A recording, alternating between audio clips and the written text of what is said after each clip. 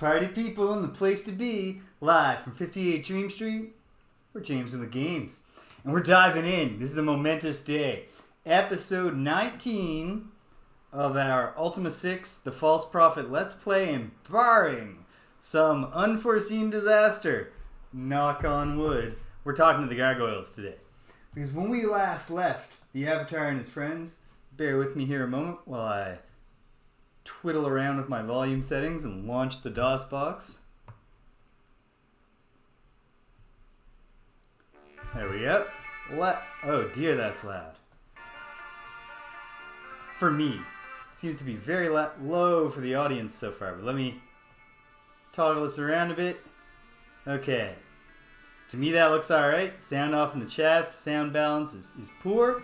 When last we left the Avatar and his companions, last week, they had made it to the grave of Captain Hawkins. Now, of course, the pirate's grave turns out to be a cave of immense depth that is filled with traps and tricks, and I made it to what I want to believe is the final obstacle before I was stymied and gave up for the day. So let's see if we can break the cycle here and crack the code, solve the problem, whatever you want to say, to get us to a point where we have found the tablet and we can move on from this recent stint of multiple dungeon crawls. So here we are. Here's the team. Oof. Let's start. Make sure we're in party mode. Why is Dupre the leader? The Avatar must be controlled at the moment. Charmed by one of those demons. So we're just going to have to wander a little. Aha! Okay. Avatar's back in command. He's holding his spellbook. Step one here. So Shimino's pretty roughed up. Let's hit him with a great heal. Just to show our appreciation. There you go, buddy. Success. He's back to full. Save that. Avatar in his right mind. So here we are. The gimmick of this floor is that there are many, many holes in the ground. And Hail, Stimpinski! How are you on this fine day? There are many holes in this floor to go to the next level. No ladders that I've seen that go down. So you gotta drop in a floor. But every hole that I've dropped in so far just drops me in a pit of lava. And then when I get out of the lava and I start wandering around, I wind up having to fight invisible demons. It's frustrating. So, instead of continuing to test holes, ooh, burger and pizza. That's a serious meal. There's a hip hop song that you may or may not be familiar with from the 90s called It's All About the Benjamins. Benjamins, money. American slang for money because of the president. Or significant... it doesn't matter. Point that I'm trying to make is that in this song, to brag about his wealth, Sean Combs, the form... Okay, that makes sense. Sharing is caring. Very good. Those are both much more logical individual orders. And then, yeah, share the love. So Sean Combs, Puff Daddy, P. Diddy, says 3-course meal, spaghetti, fettuccine, and veal. And it's like, that's not a 3-course meal. A 3-course meal is not just 3 mains in a row. And he was sure, he's a legitimately rich guy. He must have known that a 3-course meal has like antipasti and so forth. Okay, but back on task. We're going to just, before even dropping in any more holes, I'm just going to walk around and totally take the measure. Okay, for one thing, there's a ladder down. Okay, mental note. There is a ladder down. However, that might be just the same ladder that I use to get back up from when we get stuck in fights with invisible demons. Yeah! Like, man. Just by the way, hello, waffle syrup. But just a grotesque amount of food. Like, that's rough on your kidneys, man. Like, well, actually, I guess the spaghetti and fettuccine could not have meat. But still, yeah, that's a lot of carbo loading to do before you dig into a very rich meat dish. It's intense. Okay, we're going to take the measure of what holes exist here and see if any of them stand out in any way. Because what I've done so far, I think I tried one that I thought positionally seemed like it might be significant. Like, oh, this one is at the end of a certain corridor, but it was just a drop into the lava. So maybe there's one at the end of a really, really long corridor, so it would drop into a different section.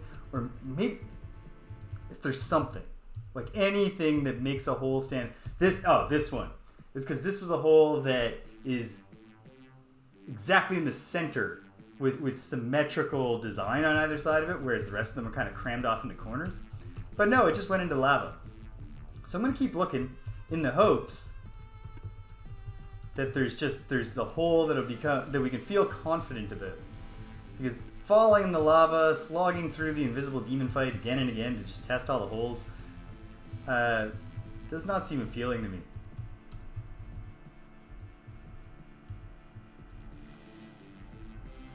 At the place you went, they do the all you can eat?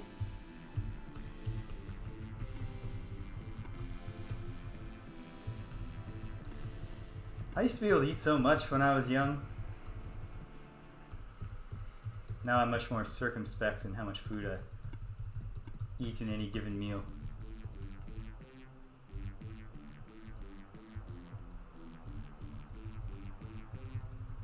That makes sense. Entice people and encourage them to try as many, they're there for the first time. Get them to eat as many of the things that you are offering as possible. My goodness, there's a lot of holes. I hope this plan of finding one that seems different somehow, in a way other than that one dude.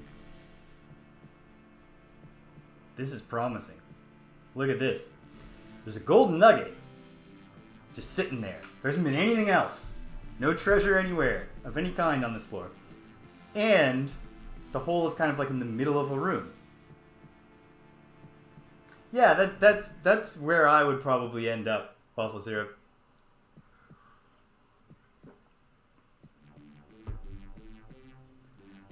Schnitzel Frenzy is a way cooler name than just all you can eat. That all around they should adopt that. Just whatever kind of food you generally offer, madness or frenzy or gorging. Okay, so we got the gold nugget. I got a good feeling here. Okay, save the game because if this. Okay, fingers crossed. All right, all the good thoughts in the world, team. We didn't fall into the lava. There's a ladder right back up. Nice. Delicious.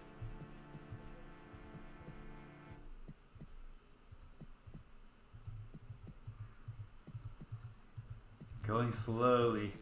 Because if disappointment is ahead, I don't want to rush to it. Ah. It's like, oh no, am I bumped up against an invisible demon? No, the game is just laboring to process my rhythmic inputs here. Okay, so far so good. It's a long hallway. We haven't been ambushed by invisible demons. There's no lava traps. I got a really good feeling here, team. I have a good feeling. Okay.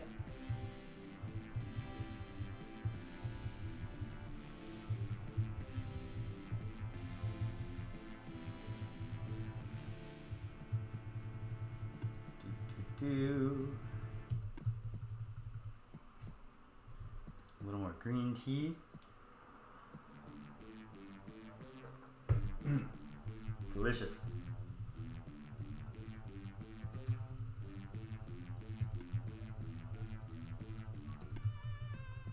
Feeling significantly better than I did yesterday, which is great.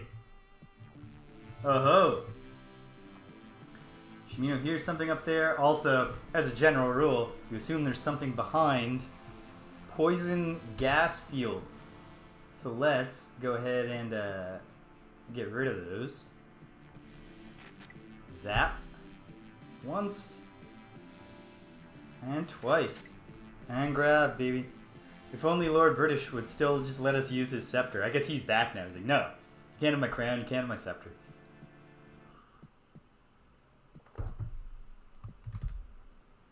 And you can't have my whatever the third thing was. What's the third regalia in Ultima 5? Crown, scepter. I can't even think of the effect it had, because the scepter banished fields. Oh, because it's too much work, Stimpinski, running an entire kingdom. Okay, so those fields were just a red herring. Maybe it was... You know what? This is going to bug me. I gotta Google this. Ultima 5, Lord British Regalia. Alright, 3 crown jewels. Of course, the two that come up as the top results are the scepter and the crown and the amulet. So yeah, a jewel. What did the amulet do?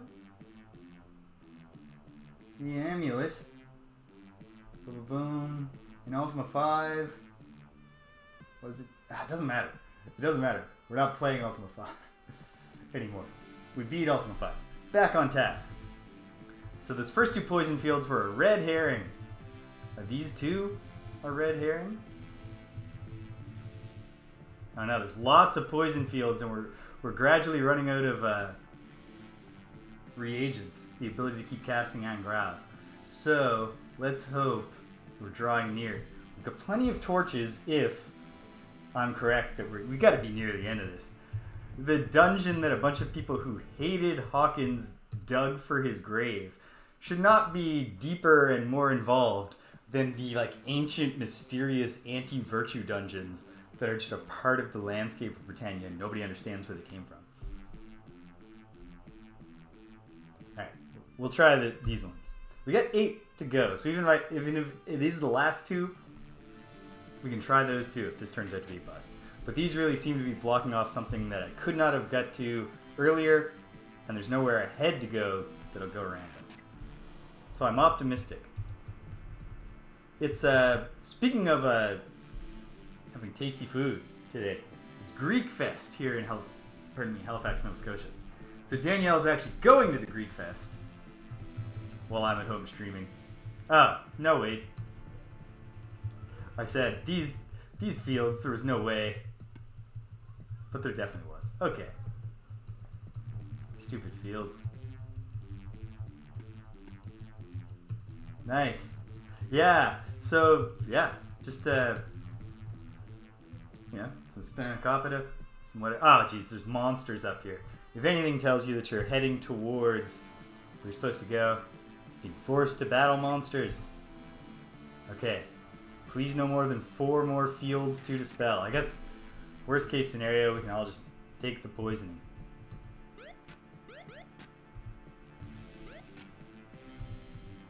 Whoops. And the Avatar will just take care of these slime all on his own. You know what we didn't do? You know what? Let's finish the entire dungeon. And then we'll review where the team is for experience. You know, Dupre, speaking of getting the team experience, why don't you kill the slime? Oh, beautifully done. Dupre doesn't let no slime divide. Dupre says, why not just kill it with a single mighty blow of your halberd? And, I mean, fair enough, Dupre. We can't all be as strong and handsome as you. Well, at least not as strong. Alright, I got a good feeling here. Do we have a powder keg left? We have 2 powder kegs. We can blow this door if it's locked and Shimino can't pick it. We'll give him a chance to pick it, because Shimino does... I assume that Shimino glows with pride whenever he successfully... Oh, jeez. A little wimp shot from Dupre. Didn't one-shot the slime. Let it divide. For some reason... Okay, I was just about to say, for some reason these slimes are all... When they divide, they're just dividing directly on top of themselves. But even as my brain formed that thought, it didn't happen again. Okay. Okay. We have a large underground area here. I'm going to go ahead and try to open the door. No, it's locked. Okay, fair enough. Oh! Prey. More slimes to kill. Prey feels like he's in Dragon Warrior right now. Just grinding slimes. Dragon Quest, I should say. Okay. What did I just say? Shimino! Give Shimino a chance to lockpick the door. Probably won't succeed. But it's worth a try. Okay. We'll use it until one of them breaks. He's got 5. There. It broke. Forget it. We know the most effective lockpick of all is, gunpowder. Just a bunch of gunpowder.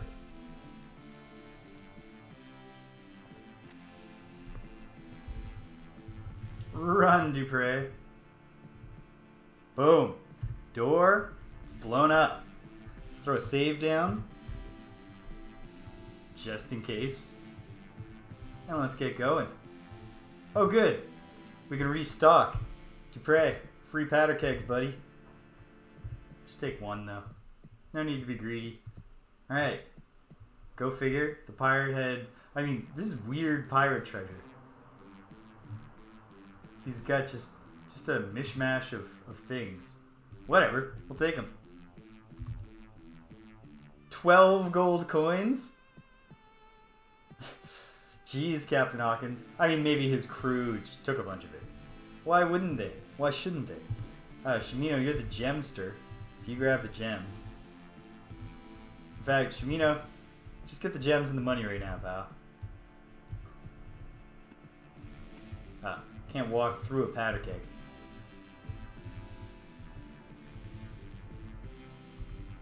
Oh, a lockpick. You might as well take that. He's a lockpicker. Gems, lockpicks, some old meat. Mmm. That's what I always look for when I penetrate the ancient grave of a dead pirate. Does this guy have any chicken wings on him when he died?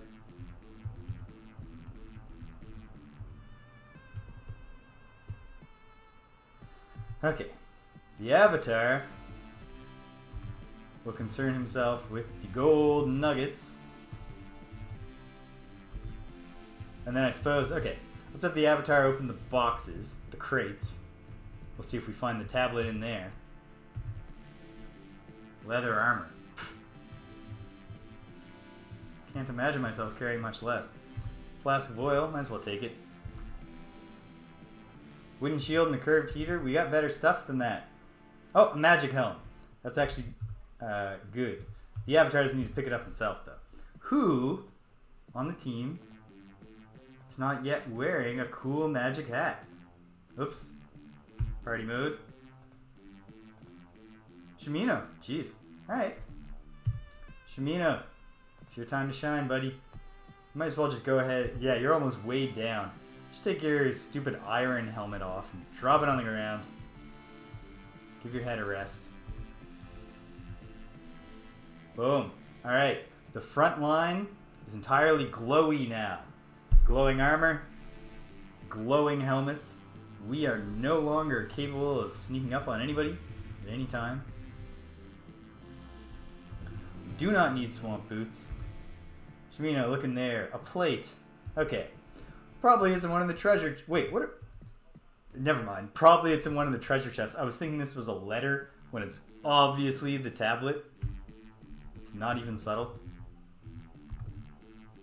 Got the tablet. Okay. What's this? A storm cloak. Is a storm cloak anything? Is it just a cloak that you put on when it's storming? Like a raincoat? Probably. Let's take it. Oh, jeez. The Avatar is loaded down with stuff. Not everybody is, though. No, not Dupree. Gweno. Oh, no. Stempinski, I don't. Remind me.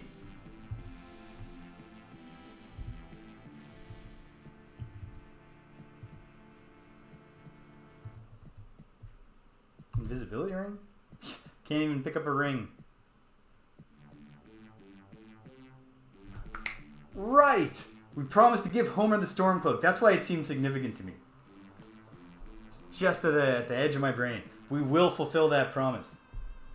Not even because, like, Homer seems like a good guy. Because that's not what Virtue is about. Virtue is about doing the right thing even for some jerk like Homer. So much junk.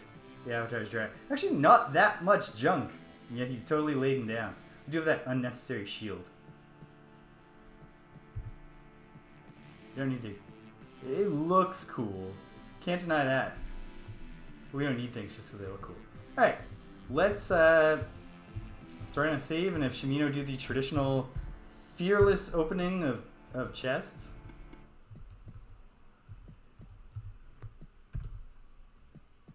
Just some money. That's good. I'll take it. Not trapped. I guess traps would kind of be redundant at this point, huh?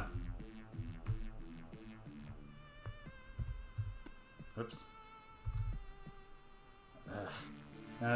Use. There we go. Yeah, might as well if we can.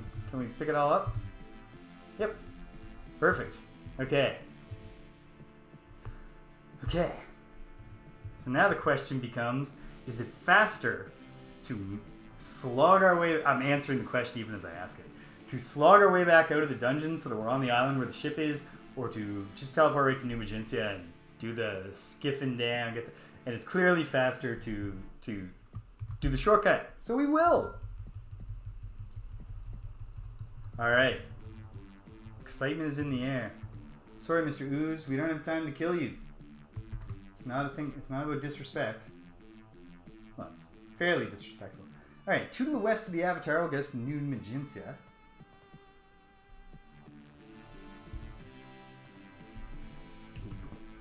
Pardon me.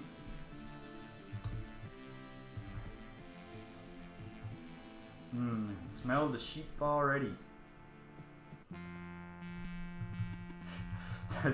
There's enough sheep that as soon as you open the Red Moon Gate, the smell of sheep is wafting through the extra dimensional portal. Thank goodness for this. What's this guy's name again? The humblest man in the world, Connor. Hey, Connor. Just, yeah, it was good to see you too.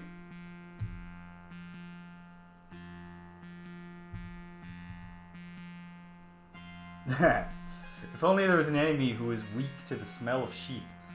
Just open up the red gate 2 to the west, the Avatar, and just watch that enemy dissolve.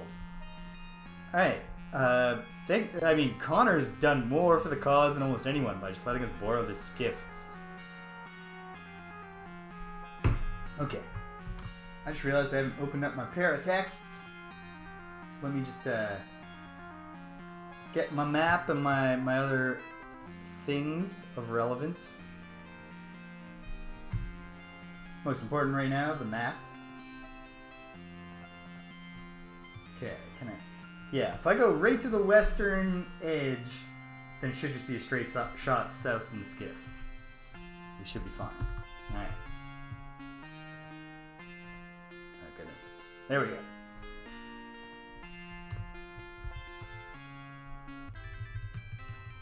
Boom, boom, boom, boom. Okay, so from like here, if I just go south, I should hit the mysterious island where Hawkins was buried.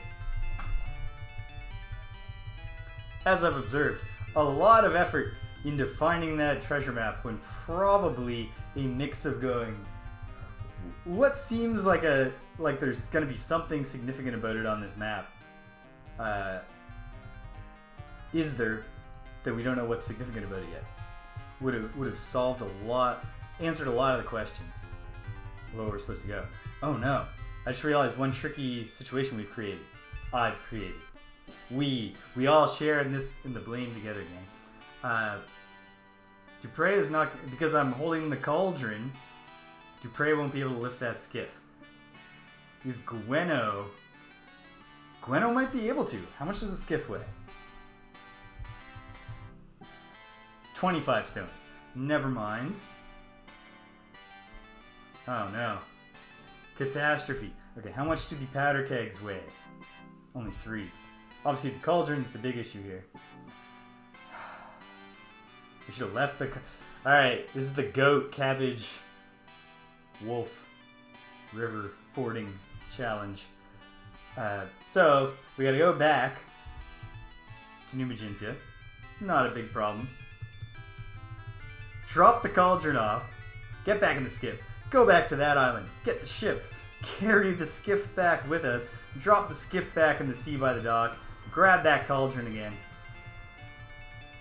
I don't need to carry the cauldron, but eventually we got to put that balloon together. We got the rope and we got the cauldron right here in Dupre's sack, strapped to his back, or whatever it is that we're doing. All right, hop out. Do the thing I just said. No, cancel. Dupre, drop the cauldron there. Alright, we're heading back. It's not that long of a trip, so I don't mind making it. Also, now that I've played some pirates, you know, I got the, now, once again, sea travel is just a gameplay loop to me, so it's satisfying. Arrgh. Yeah, oh man, playing pirates was a lot of fun yesterday, and will be for the next little while until I stop playing it. Well, not during the stream, because of Twitch rules.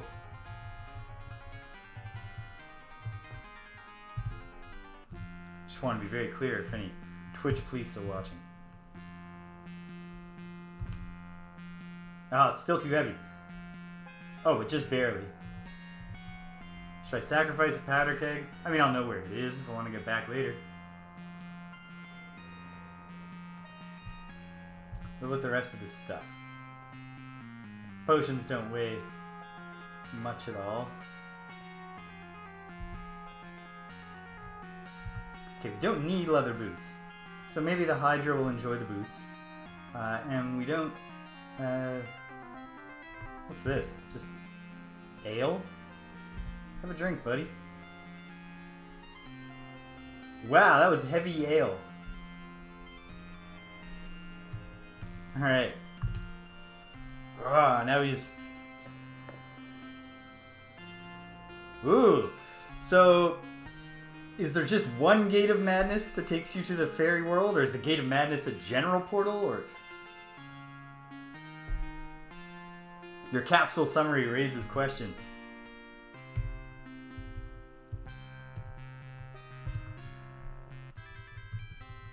I gotta do some reading about this, some more detailed reading about the Splittermond and the Dark Age. Pardon me. Because I know that at some point in the near future, I want to force my D&D buddies. Not in the near future, but like in the next year. I want to surprise them by being like, guess what, suckers? Playing a fantasy RPG that is not D&D.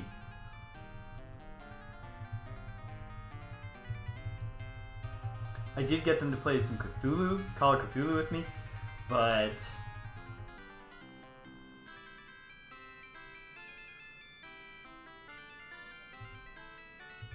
Okay. And then, so this Gate of Madness, is that a single location to get to the fairy world? Or is that just every entrance to the fairy world is a Gate of Madness? And to pray. Throw the skiff.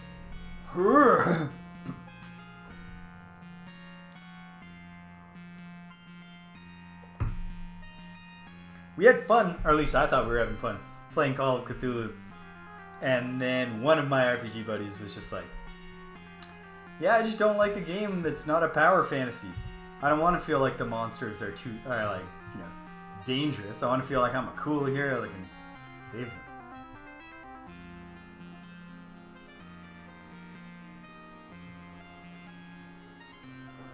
Huh. So the... keep having follow-up questions. The biggest town on that island? Or is the biggest town in the world somehow on a mountainous island?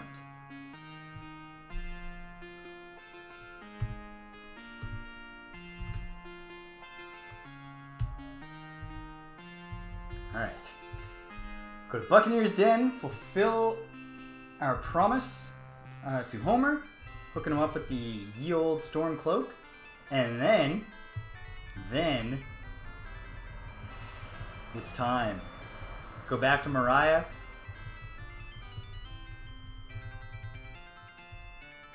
Okay, right. I should have realized. If the mountain's right in the center of the world, it's the site of a gate of madness to the fairy world. There are properties of the island that could lead it to develop this town, even though geographically we might not expect the biggest town in the world to be on a mountainous island. You know what's a real I don't know that I'm scared of heights, but I do not like being on a... I don't know that I've ever even had the experience, but I've had frequent dreams, mostly when I was a kid. I don't like being somewhere high and, like, there's no guardrail. I don't know.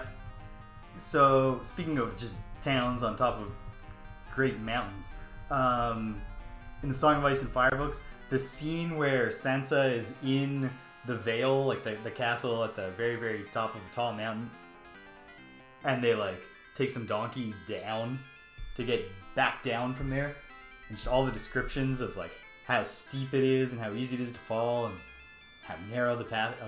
I'm reading, I'm just like, why? Just build a giant Dark Souls style elevator for yourselves, folks. Actually, Dark Souls style elevators would probably be a thing I wouldn't enjoy in the real world. At least the ones that are just like a circular platform that you step in the middle and then it just goes up. No guardrails.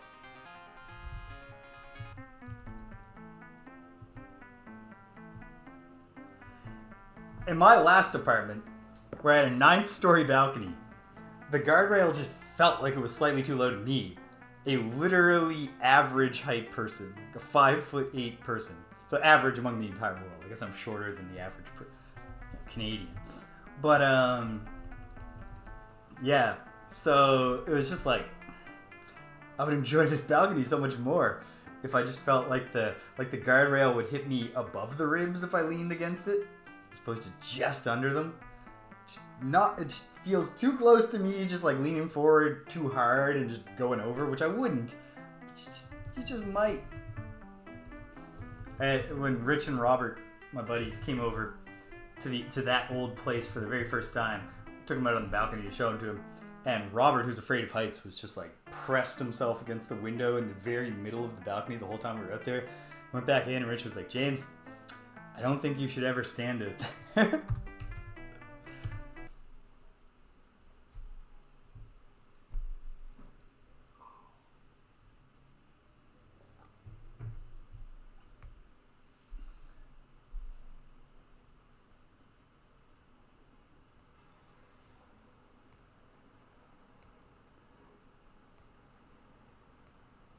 Oh, cool. So it's the the only way to win is not to play, or the only way to win the fight is not to fight. Just gotta be. It's all good. It's all good. Mirror shadow. Yes, I have. Then hand it over and we're even. Homer, I already feel like we're even. I'm just being nice to you. Eyes gleam with greedy anticipation. I don't like this, Homer.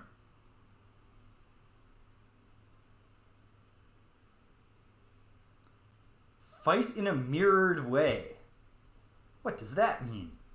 There's a mirror knight in Dark Souls 2, the off-maligned middle Dark Souls entry, who, his thing is he can just summon other people out of his shield to help him fight. Yeah, give him the cloak. I don't know if you've heard, Homer, but I'm the Avatar. Ah, interesting. How does that impact the actual combat mechanics?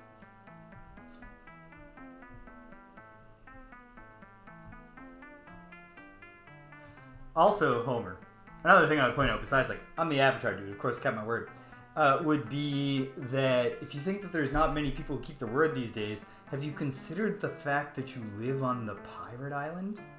Is part of the problem? Ah, because you always... the game doesn't necessarily have a, like, I'm aiming to the left or I'm aiming to the right, but in effect, he can, like, your character thinks they're attacking the open point, but they're always attacking, like, the guarded point, sort of.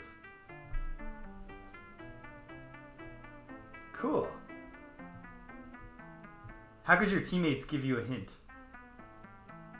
This is a really fun way, by the way, to, like, I don't have any clear, coherent picture of what a game of Splittermon works like or what the mechanics are, but I get all these little tidbits. Anyway, alright, cool. Well, we were honest.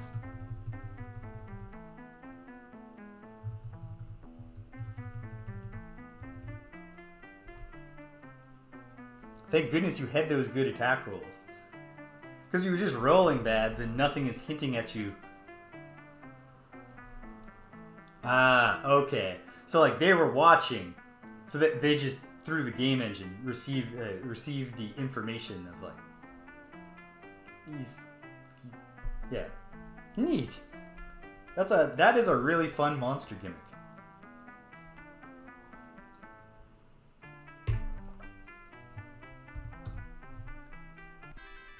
Alright. From here to Verity Isle. The most truthful place in the world.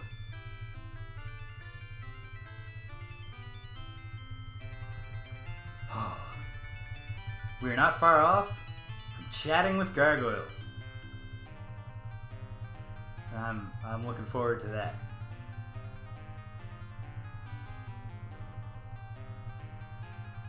So this should be near the northern tip of New Magentia. Just gotta, hold on a sec, gotta move my window a little. So I don't know.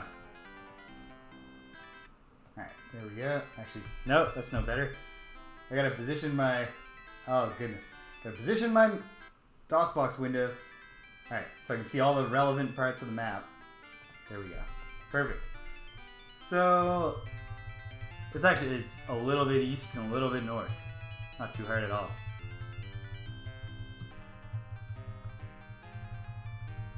Boom, boom, boom.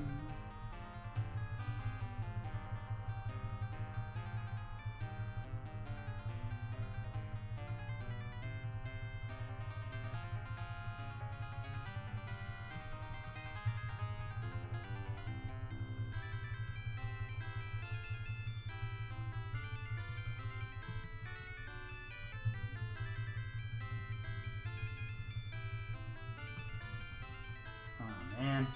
Okay, there it is. Whew. Now I'm starting to feel like I've overshot somehow. But I haven't, which is great. So we should be near the dock right up here, unless...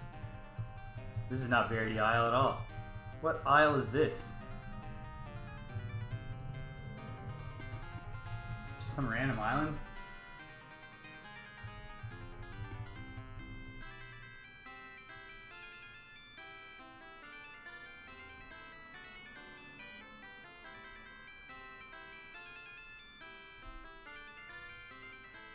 Translucent color vampire dragonfly frogs. I'm trying to picture are they vampires of color? Like, do they drain? They definitely sound weird. Your description certainly captured that aspect. I was 100% clear these things are... Oh no, this is Minnock. No, wait. Minnock? No, it's not. It's gotta be Moonglow, right? Right?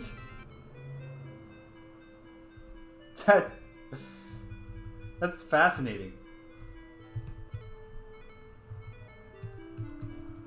Okay, yes, it's Minnock. Thank goodness. I mean, Moonglow. Verity Isle. We are where we meant to be.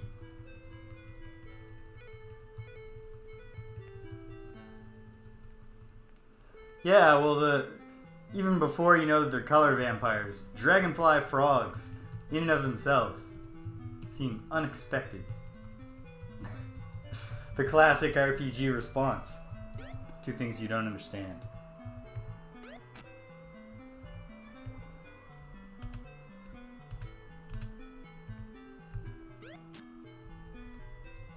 Avatar just smashing some snakes first. Oh man, Mariah is going to be gone to sleep. And we're going to be attacked by friggin' snakes when we try to sleep in the dirt out here, aren't we? Oh well, what can we do? Not wilderness enough for you? Take a few steps. A few steps further. Wilderness. Alright. Sleep for 9 hours. Shimino will guard from his full health. Oof. Sorry, Gweno and Elo.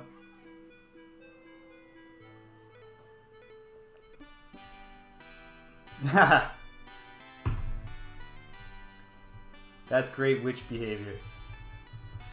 Just variations on a theme. I'm just messing around here with my... I like frogs. I know I want to make them weird.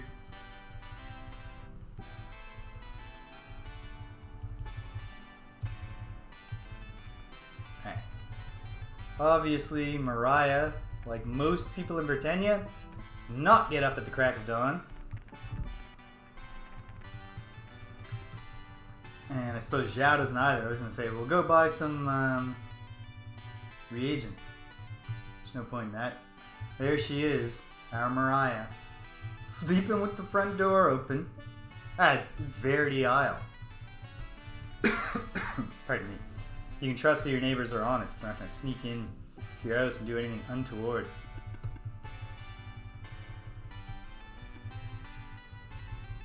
Oh my goodness, Mariah. You're killing me. Is it a rooster, Shimino? Because I'll go grab the rooster. If there's a rooster, let's put it in Mariah's place right now.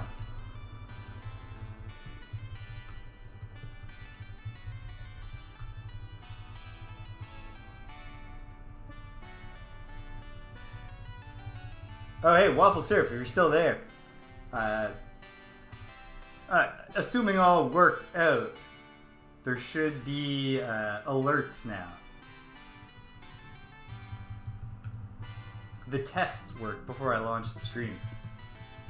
Obviously you can't. Ah.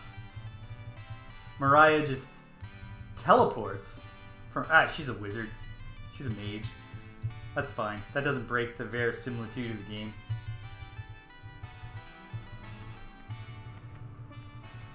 She teleports off to work in the morning. But where...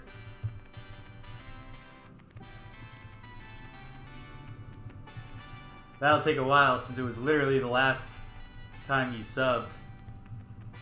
She said, damn it, man. Get some alerts. But anyway, they're there.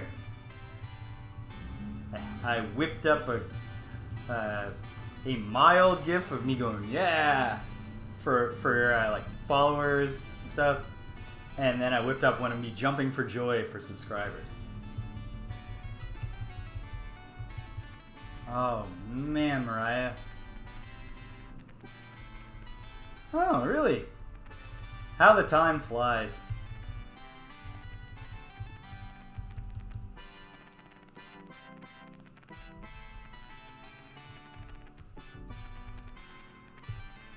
Nice. I DM'd a thing once where the context of it is not important, but the gimmick I came up a battle in a glass forest. Hail British! We have got the second part of the silver tablet. So if Mariah would just get out of bed and come to work, we would be assembling that tablet. As it stands, she's out of bed, but I don't know, she went to like a pre-work brunch or something. Real lackadaisical morning routines, which I honestly, I mean, except that I get up pretty early in the morning and like have breakfast and such. My morning routines are kind of slow just because when I'm teaching, I usually teach in the evenings. So when your workday is going to go that late, it's like... Oh, here she is. She's chilling in the break room. Hey, Mariah. We'll just have to take the description's word for it, that she has an enchanting smile. I don't think they nailed it in the portrait.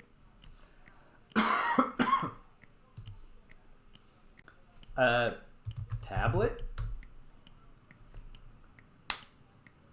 Thank you, Mariah. Oh, besides the language, are we going to learn some cool stuff? Let's find it. An ancient prophecy tells of the final days when the end of our world shall come. I'm going to call it right now. This is a false prophecy. 3 signs will precede the end.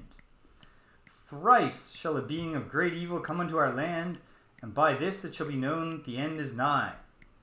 Ultima 1, Mondaine. Ultima 2, the Enchantress. Ultima 3, Exodus. The evil one is of another race, who consider the evil one a great prophet. Oh, the evil one was me coming to beat the wizards. Okay. Or maybe, I don't know. Maybe I'm overinterpreting. Yet this false prophet follows not the principles of control, passion, and diligence. Okay, so the gargoyles, I mean, they might have a counter-virtue system, but the core of it are the principles, what we've been finding with those dungeons that I peeked into, the shrines in Gargoyle Land. Control, passion, and diligence. Okay. One day, the false prophet will come and desecrate our most holy shrine. Okay. And the false prophet will steal our most holy artifact, the Codex of Ultimate Wisdom. Is their shrine the Stygian Abyss? Because I did... This shall be the first sign of the end. Okay. Was it stealing because they raised the... Out of the underworld? They raised the Stygian Abyss up to be a mountain? But it's interesting that it kind of sounds like I'm the false prophet to them. Then, it is written, the false prophet shall descend deep into the bowels of the earth. We did that in Ultima 5. And the false prophet will cause the underworld to collapse. I mean, it did collapse at the end of Ultima 5. Was it my fault? I can't remember. This will cause great earthquakes to tear our world asunder, and there will be a time of plague and famine. Ooh. I'm sorry that happened. This shall be the second sign of the end. Okay. Sign number 3. One last time shall the false prophet come. This time, the false prophet will come with a band of warriors, and they will destroy all that remains of the Gargoyle race. Not so! Only the ones who took over the shrines. There's only one way this prophecy may be averted. And let me guess, it's by defeating our religion, taking our, shrines? The sacrifice of the false prophet. Okay. Mariah pauses for a while, deep in thought. Were you not listening to my commentaries, Mariah? We don't need to think about this. It's fairly straightforward. When they refer to the false prophet, they must mean you, she says. Thank you. Thank you for assuming I didn't get that. I have a master's degree in English literature, Mariah. Yeah, I mean, it would fix the problem if this prophecy is true.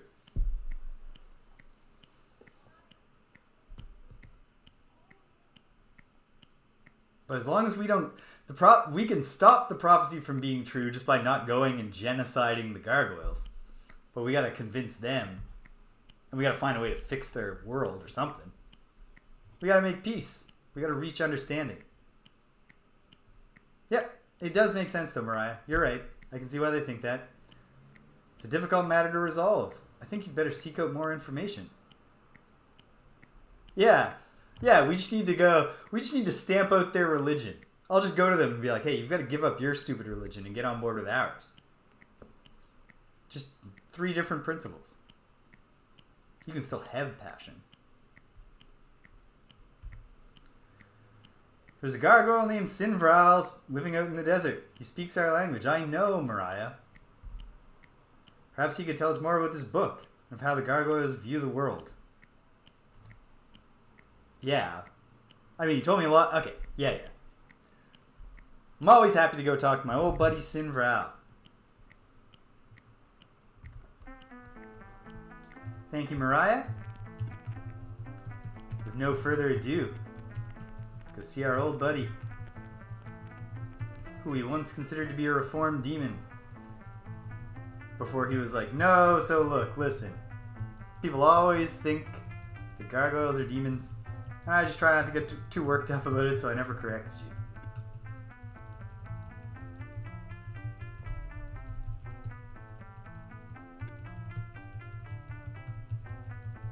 Although, frankly, if I was part of a race or a species of people like the gargoyles, who look very similar but were not the same as a being of literal pure evil, I would be sensitive about people confusing the two. I don't think we could hold that against the gargoyles if they have a little bit of a chip on their shoulder about being called demons. And yet Sinvral was cool about it back in Ultima 5. We were like, are you the reformed demon? And he was like, well, sure. If that's the easiest way for you to make sense of all this, sure. Alright. Well, we're the false prophet. It's not. Although, again, if there's something wrong with this prophecy to begin with, of course, because we have no plans of invading the gargoyle world and slaying all the gargoyles. So that part of the prophecy is not true. So perhaps that prophecy came from a false prophet. Maybe the real false prophet was the friends we made along the way.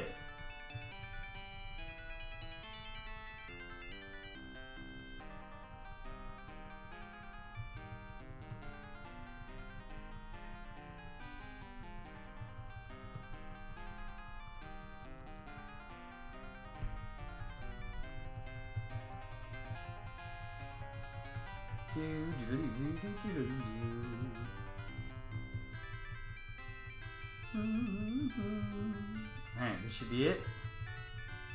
Main continent. I haven't got a chance to watch them yet, British, but I am looking forward to them. I've still got them open. It was just a matter of yesterday.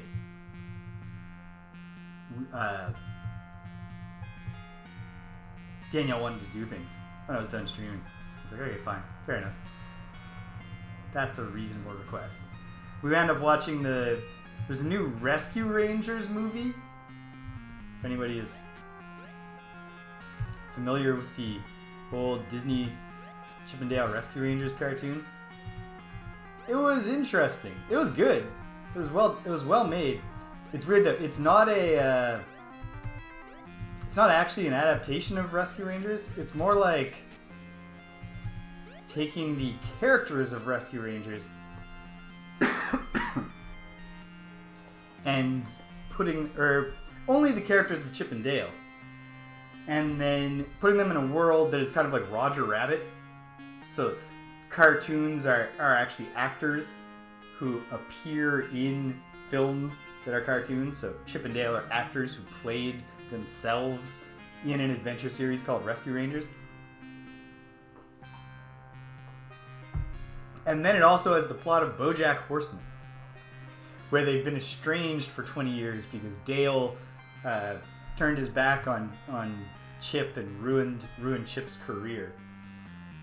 And then they meet back up in the future. Anyway, it was pretty good. It was not like, it's not gonna make anybody forget Who Framed Roger Rabbit, but it was good. It was fun.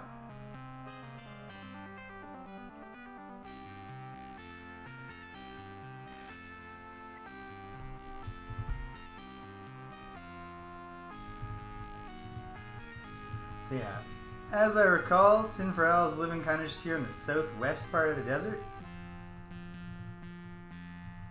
Or maybe a little more west here.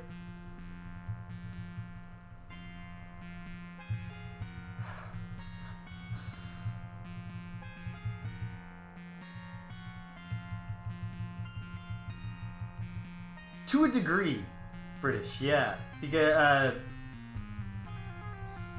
we have them do a design project, not in my course, but in the design course in first year. And then we try to have them do professional communications that are related to that design project, like project plans, Gantt charts, and progress reports, and so forth.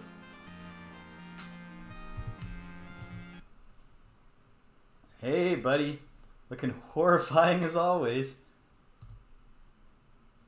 But your teeth are very clean. You can tell that Sinvaral flosses diligently. Oh, internal communication. So,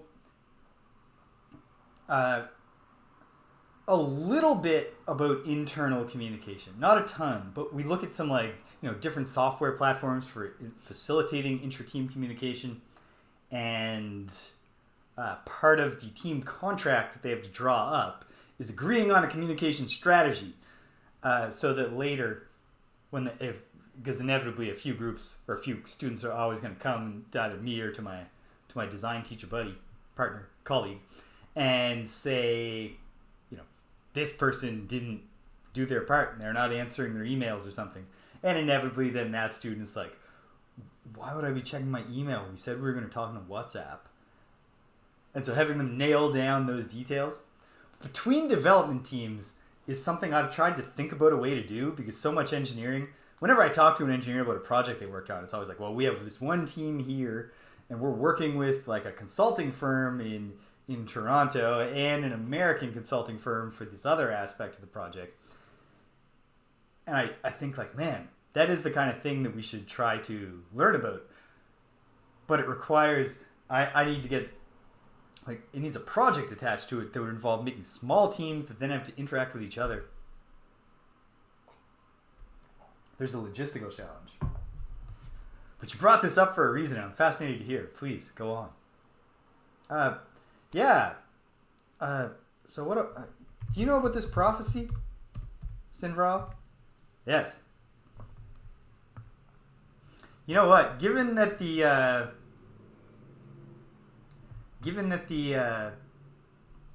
text parser only reads the first 4 words, there was real potential here. Actually, going to adjust the screen layout slightly, very slightly. There we go. There's potential for me to ask to just be going around and be like, you know anything about a false prophet, and just get this. No, Stumpinski, we've learned an important lesson about not killing all the gargoyles.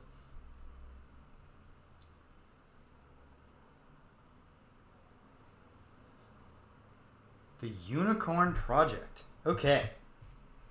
Before we hear from Sinvral, let me get that open in a tab. Some things I will just write down and get to them later, but when I want to be sure I do something like these pirate videos and then this, put them in a tab, because I hate having a ton of tabs open. But I can't close the tab until I've fulfilled it. It's all working around my own neuroses. The Unicorn Project. A novel about developers, disruption, and thriving in the age of data. Cool. I'll read this soon. Because I've been trying to read I'm back to reading the Dune books. I'm going to at least finish off the actual Frank Herbert ones. So I finished Children of Dune a month or so ago. I was like, I should read.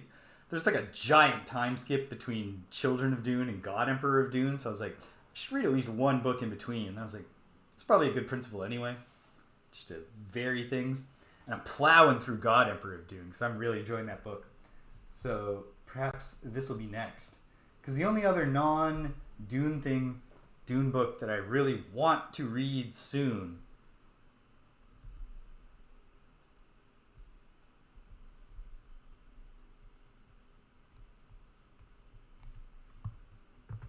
Ooh. The 5 dysfunctions of a team. Oh, that sounds fantastic. I have a hard time imagining how I couldn't get anything out of this. Even if it was just to like take the list and be like, I didn't even agree with this book, but let's talk about its points.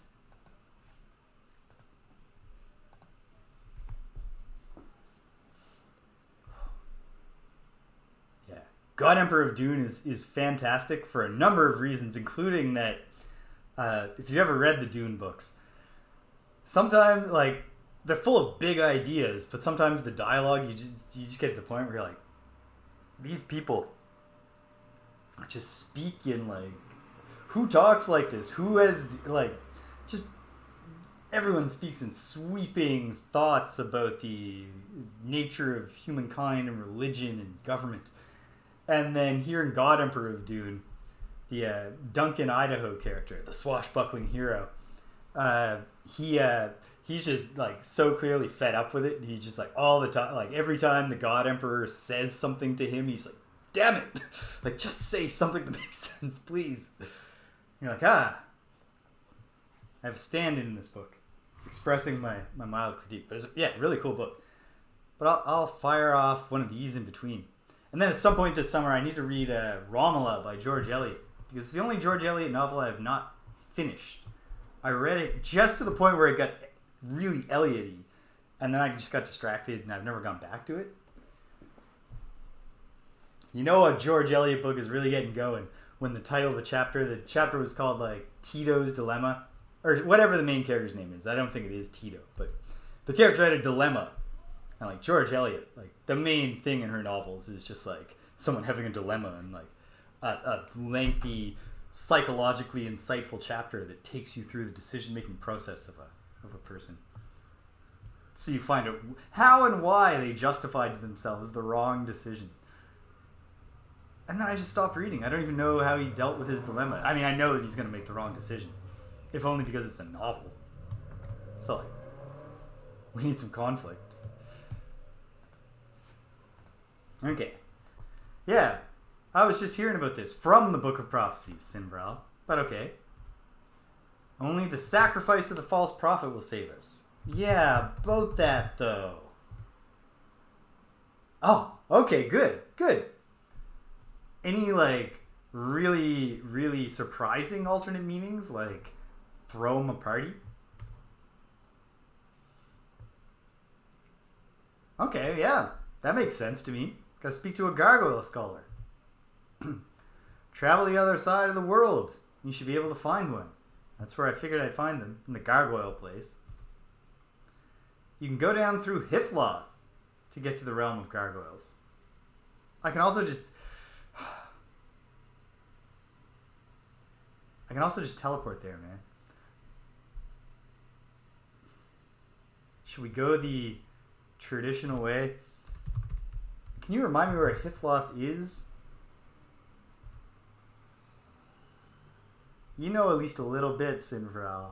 Don't mess with me here. Okay, so I gotta talk to do I just know the gargoyle language now? Like, did that just absorb to me in the process of Mariah translating the tablet? There's only one way to find it. Alright. Always a pleasure to talk to you, buddy. You know, if I seemed like I was avoiding eye contact, Sinvral, it's only because your eyes are horrifying pits of fire. Yeah, persistence, precision, also the actual 8 virtues. And maybe by the end of this, I'll also pick up some diligence and control and passion. Be a multicultural avatar. Okay. Throw down a quick save. Before we go to the gargoyle world, we should provision and deal with just we're weighed down with money and things. We should deal with some of this stuff. First, let's see if we can score a cheap heal, a free heal, from our dear buddy, Lord British. Our sovereign. Not just our buddy. Come on. Yes. Excuse me, Chuckles. I do have a lot of gold nuggets. That's another thing. Well, only 10 now. Because I did mint the giant collection into 500 gold that I spent on magic armor and whatnot. We'll get some more magic armor for the team. Get Elo some arrows, reagents, all that good stuff. Okay. Hello, my lord. Just came looking for a heal. I'll thank you very much. All right, we're healed. Let's go to the mint.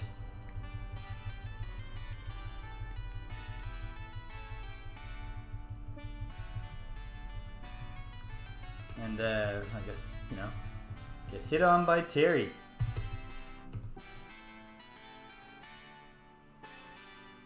I have no idea why I'm carrying iron manacles around, British. Maybe I'll drop those to free up some stuff. Looking sharp as always, Terry. Note that I just commented on her sharpness. This is the Avatar's virtue of social niceties. You don't comment on a woman's voluptuousness when you see her, even if you notice it every single time.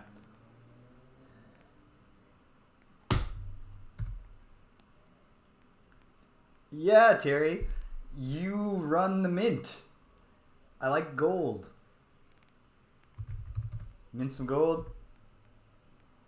Yes, you do. Oh, exchange. Yes.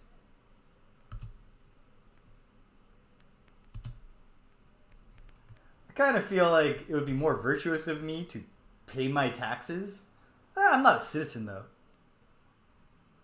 It's not like expanded healthcare Britannia is doing anything for me back in my crummy apartment in the real world. All right. Thank you, Terry. Take care.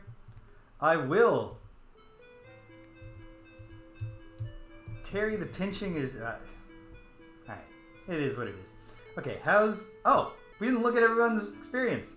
The Avatar is... he's level 7, as we knew. And he's trickling along. Shimino's getting close. That's Dupre.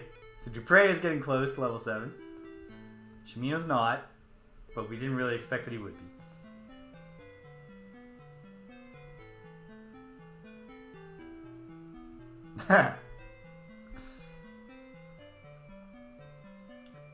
Alright, Jana's just about there.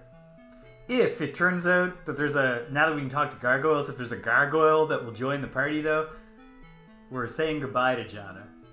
So, what does it matter? It matters if it turns out there's no Gargoyle that would join us. And Gweno's just about there as well. And Yellow's trickling along. Very good. Pardon me.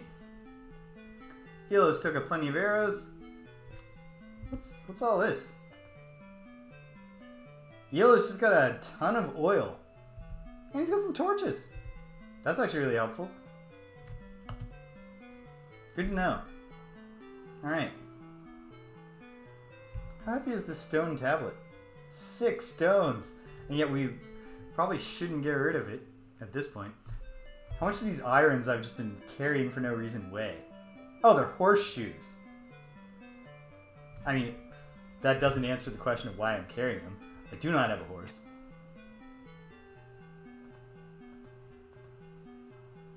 Sextant makes sense. I get no use out of the sextant because this is not my first trip to Britannia. I can find my way around at sea. Alright. Elo's got like 100 arrows. I hope we don't need more than 100 arrows to go meet a Gargoyle Scholar.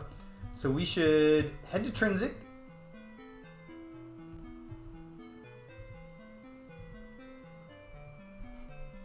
It's a paradox, Waffle Syrup.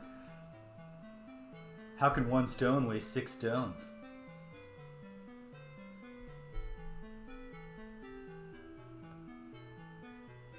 Stones are one of those things that, I can't even, because for whatever reason in Canada, we're metric for everything but, a person's general proportions. So, height and weight. We use imperial still, at least in common expression. So I have no, mental model to do even for kilograms. If you tell me, try to guess someone's weight in kilograms or hear a person's weight and try to picture what that means. I only have like a rough heuristic in my head of how to do the conversion. Stones, I just don't even know. Don't get that system at all. And so, like, you know, some awful, sleazy British tabloid will be reporting on how... Yep, liters per volume. It's really frustrating. Like, of course, America, right? But like, so many recipes that I look up online are written by Americans, and they're like, I know that, but that does not help me. That, you know, the person tells me like, oh man, I weigh 65 kilos. I'm like, okay, so you're about as heavy as 65 liters of water. Okay, I want to go to Trinsic. Location 23. Oh, Jana's standing where I want to do the thing.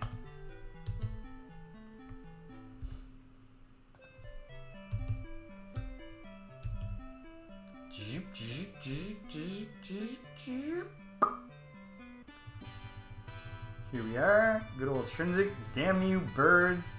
Slowing down the CPU. Overwhelming the processor.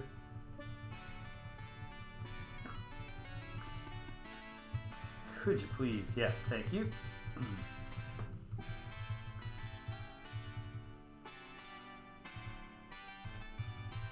Yep, that's the rough mental heuristic that I have. If someone's like, I weigh about, weigh 60 kilos, it's like, okay, so you weigh more than 120 pounds, but not that much more. That's all I got.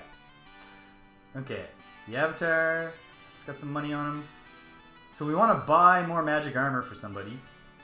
But they have to be able to hold the money to pay for it. Let's go with Gweno, because I want to believe that we not because, again, Jana, it's not that we don't want you. I just think it'll be cool if we can talk to the Gargoyles and there's a Gargoyle who wants to join the cause. And if there is, we're saying goodbye, Jana. So let's skip right ahead to getting Gweno some magic armor. And, okay. Wasn't paying enough attention. Okay, that one's Gweno. Dupre, give all that money to Gweno.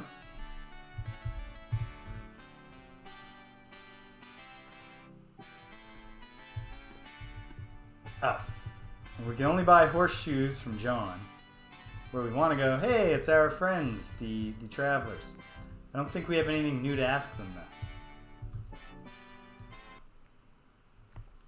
Hey, Brandon. Oh,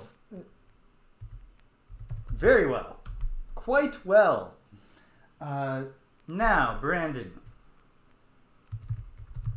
I'd like to buy some armor. Specifically, Gweno would like some magic armor. $350. I had it right. Yes, she is.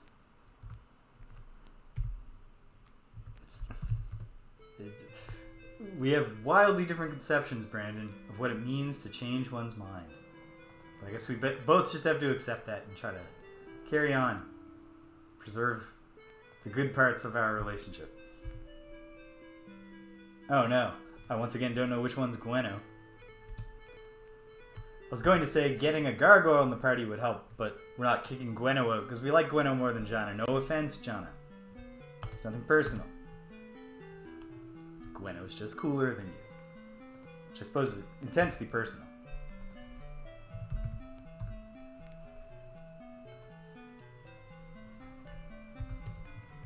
We'll tell her that the Ouija... I feel like Jana is... If a member of this party is similar in any way to the Bakunk from Star Control 2, it's definitely Jana.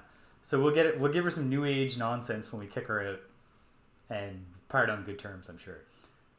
Hopefully she's not like, oh, this is because I smell like patchouli, like when the traveler tried to guilt us about being racist when we didn't want him in the party anymore. It's like, no, we just want cooler, tougher people to travel with, dude. It's not personal. You just aren't great. You're a beginning of the game party member. Great. It's great, Brandon. All right. Would you sell Gwenno some armor, please? She would like a magic helm. Yes, she is. Nope, we're good. Not exactly, Brandon, but okay. Fine. That's the only way that you can conceive of this. Fine. Okay. Yeah, Ultima 5 Jana was great. Maybe if Jana had kept up practicing her magic while the Avatar was gone, then she wouldn't be on the chopping block. And you know, this might all be immaterial. There's no guarantee. Okay, let's go outside and just throw all the junk we don't need on the ground. Like, Gwenno, why are you carrying around a bunch of shields?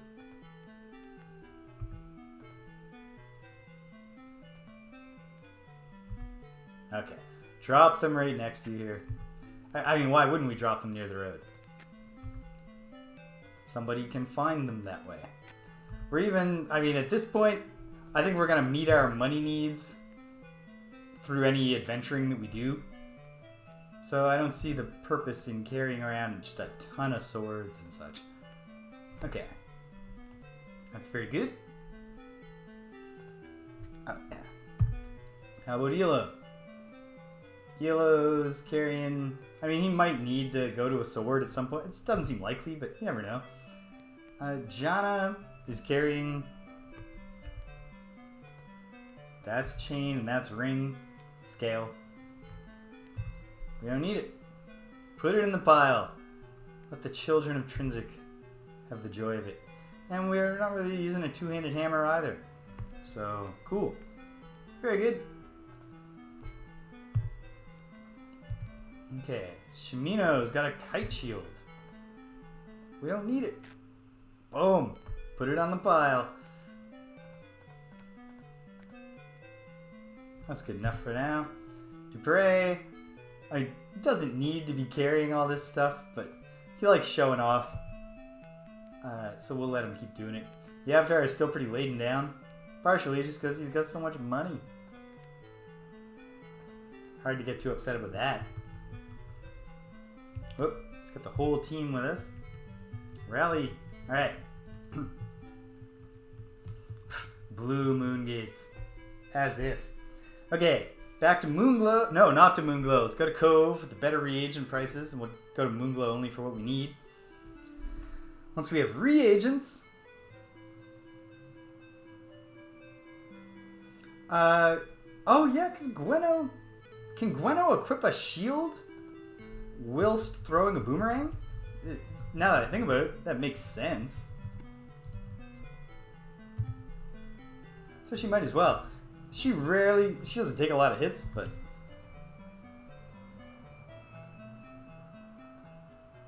There we go. Well, heck. Hold on, then. For as long as she's with us, why wouldn't we protect Jana? Alright, Jana.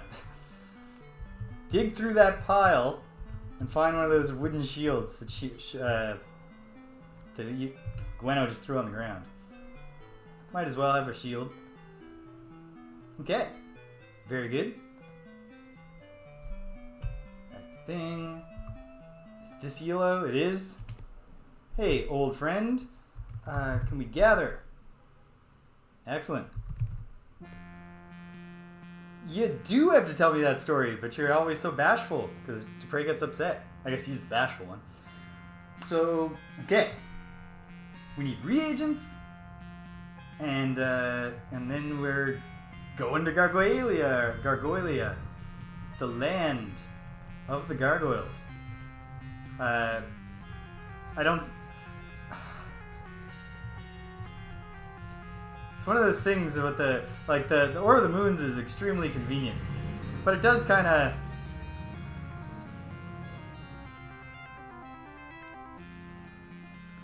Yep, I had even realized that, and just not made the leap. But it makes, even just like without, I should have been able to think of that without even graphical prompts. Obviously, you can't two-hand a boomerang. I guess you could, but like, it'd be awkward. Oh, come on, man. Alright, I can move the guard if I need to. We'll go camp down. And then we'll head to Cove. I know there's probably the Honorable Inn or something around here, but I never managed to find an inn before they close for the night.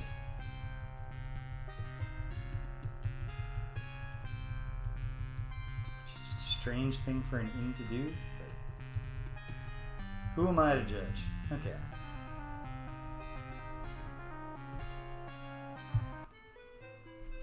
We'll rest here. I, the Avatar, will stand guard. Yep, we're fasting. Principle of control. I will not let my hunger govern me. I'm trying to get in the mind space of the gargoyles here.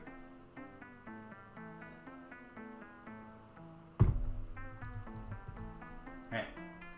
To Cove. So that's position 4 to get to the Shrine of Compassion. So let's do that.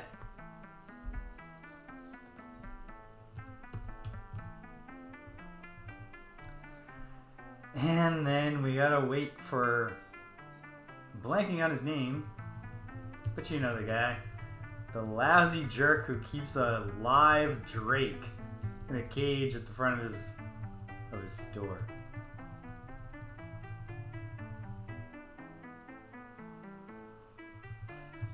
Yes, waffle syrup. Not in the way that a lot of people do. Like, I've never done a not like, oh geez, that's Steam stale. I bought 7,000 games for 14 cents, and like now I'm going to die with a like 4% completion of my back catalog. But certainly just like, yeah, just like, man, I want to play this. I want to play this. Even just like Elden Ring came out, and I'm almost done my first playthrough of Elden Ring, and I'll be happy when it's done. Not because it's bad, it's great, but just feeling of completion. It's a very long game. But then part of me is going to want to do another run of it with a different build. But then another part of me is like, man, I only played Sekiro once, and Sekiro was great. I don't actually want to spend my entire life only playing From Software games and then streaming on the weekends though. Yeah, my buddy Robert was a big Steam sale guy back in the day, and he'd buy all these games that like, he'd be like, you're never gonna play these, and he'd be like, with this sale, man, I'm making money when I buy these games. No, like, you're not wasting money, I guess, because like $5, but like, that is just $5 that you aren't ever going to actually get the value of, so you're never gonna play these games. Dang it. Robert bought a PlayStation 4 when they were brand new, and as far as I'm aware, never played anything other than Binding of Isaac on his PlayStation 4. Even though he was a Steam sale guy, he surely already had it on PC. My big thing lately is just being like, and fortunately my forthcoming vacation is going to help work with this. Since I started streaming, I get in the problem where I'm like, man, so many games I want to stream, but I can only stream so often. And some of these games I want to stream.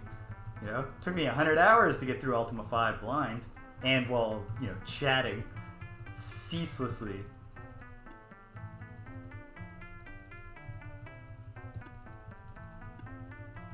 Okay, so you buy a game on Steam, you get a trading card, but is that a digital thing? Is that a physical thing? I'm trying to think. No, I have Steam, but everything in my Steam library I either got through one Humble Bundle that I bought once, long ago, or was given to me by Jason, our program coordinator at the Faculty of Engineering. Rudium. I knew it started as a normal familiar name and then became a wacky, silly name. Hey, buddy. Yeah, I've come for reagents, but just hang tight. I totally... Sorry, I didn't look at what reagents I need. Is this the bag? No, this one, right? Yeah. Alright. Okay. So I think stepping up the regular order to being at 30 of each was wise. So let's continue that trend. Got a notepad here, so I don't need to memorize this. 13, ginseng. 10, black pearl.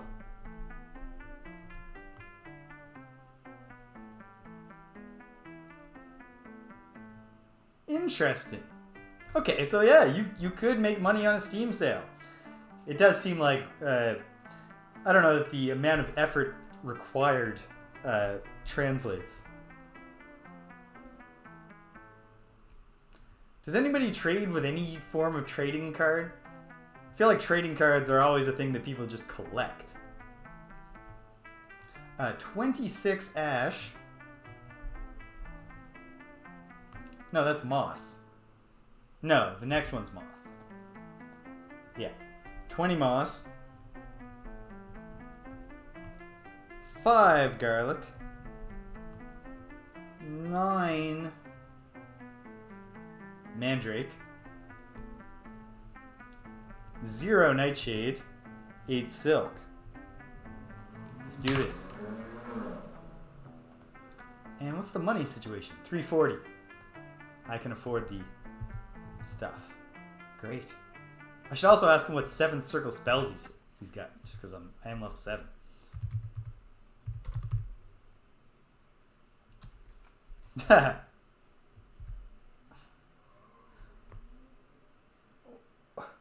Then why did you...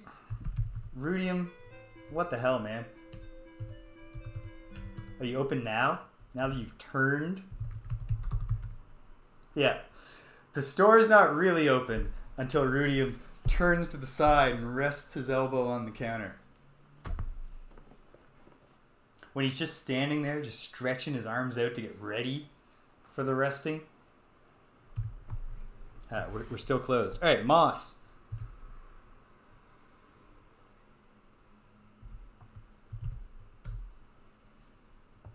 Yeah, it's I don't know. I don't know why. No disrespect to anyone who gets excited about Steam trading cards, but I can totally not fathom how there could be sufficient economic demand that you could make real money off selling them. Then again, Bitcoin and NFTs are well, I shouldn't say they're the thing right now, as they're falling apart. Act like I don't read the news. But in the year of the NFT and such, I guess I shouldn't be why would anybody buy a digital Steam trading card? It's just human nature, man. People buy whatever trash. If you convince them somehow, they're going to make money off it. Great. Thank you, Rudium. Okay.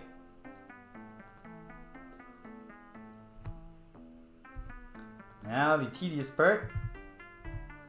I gotta remember that it's bag 2. Actually, I don't gotta remember that.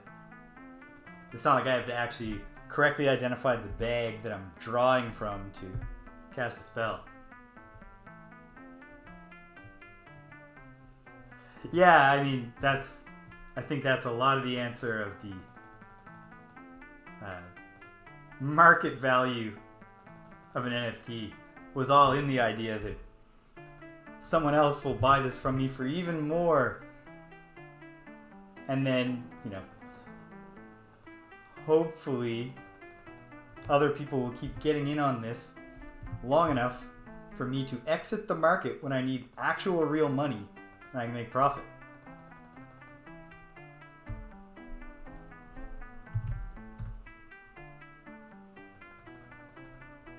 I will say, I have one friend who's a big cryptocurrency guy now. I'm really excited about it. Easily my dumbest friend, and that was true before. No shade to the cryptocurrency people. I'm just observing a coincidence that a guy, for example, random thing about my buddy who I'm talking about. I mentioned him in a class once. We were I can't remember the context, But I said that my buddy, we'll call him Jeff. My buddy Jeff is gets really worked up about too many immigrants. And I was like, and do you know what the ridiculous part of this is? And a student put their hand up. I was like, because like we're all immigrants in Canada. And I was like, I get what you're saying, and that's very, it's probably worth keeping that in mind, of course, Europeans and anybody but Indigenous Canadians have just not actually been here that long in the fullest of time. But the thing here is that my buddy Jeff is a Romanian immigrant. He's just literally an immigrant. Anyway. Okay. What was I doing here? 7th circle spells. Hey, Rudium. 7th circle. What do you get? Oh, I think I busted this out on you already, Rudium. But no, complete lack of self-awareness. Stabitsky. No self-hatred there. But yeah, Rudium, I guess maybe you're just not ready for the 2nd circle? Perhaps. Okay. Thank you, Rudium, as always. What's Shimino's reagent situation? It's just way less important for Shimino. I almost never have him cast spells. We're doing the Avatar is just a much better spellcaster than everybody else. It's far more mana points and so on. Alright. Thank you, Rudium. Except for, to a degree, thank you, Rudium.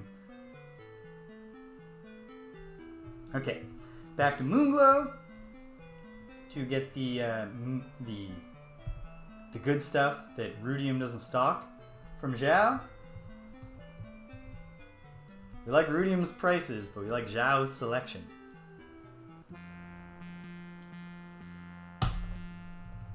And then there's nothing left to do but talk to some gargoyles.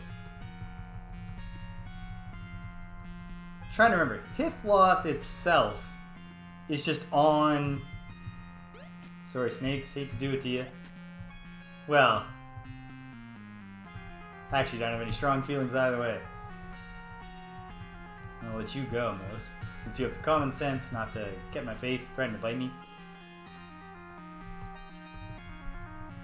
Yeah, Hithloth was on the Isle of the Avatar, right? Am I remembering that correctly? I don't think I'm... Why would I bother going the official way when I can just teleport there? Yeah, we'll teleport. Also, we've done a lot of dungeon crawling over the last several episodes, and spoilers for my capsule review when we complete this Let's Play. I don't think the dungeon crawling is the strongest point of Ultima 6. Zhao! Looking wise and scholarly. I've come for reagents, and I guess I'll ask you about your 7th level spells. Oh. I do wish I had paid more attention to what I could not buy in the previous place. It's Mandrake, right? 6. Oof. I mean, yeah, it's rare. You can only get it at a certain time, whatnot. Alright. That'll do for me for now, my friend. 9 of those, and move them to my bag, and then I'll double check that I did fulfill. Got the whole grocery list. No, I didn't. Black Pearl.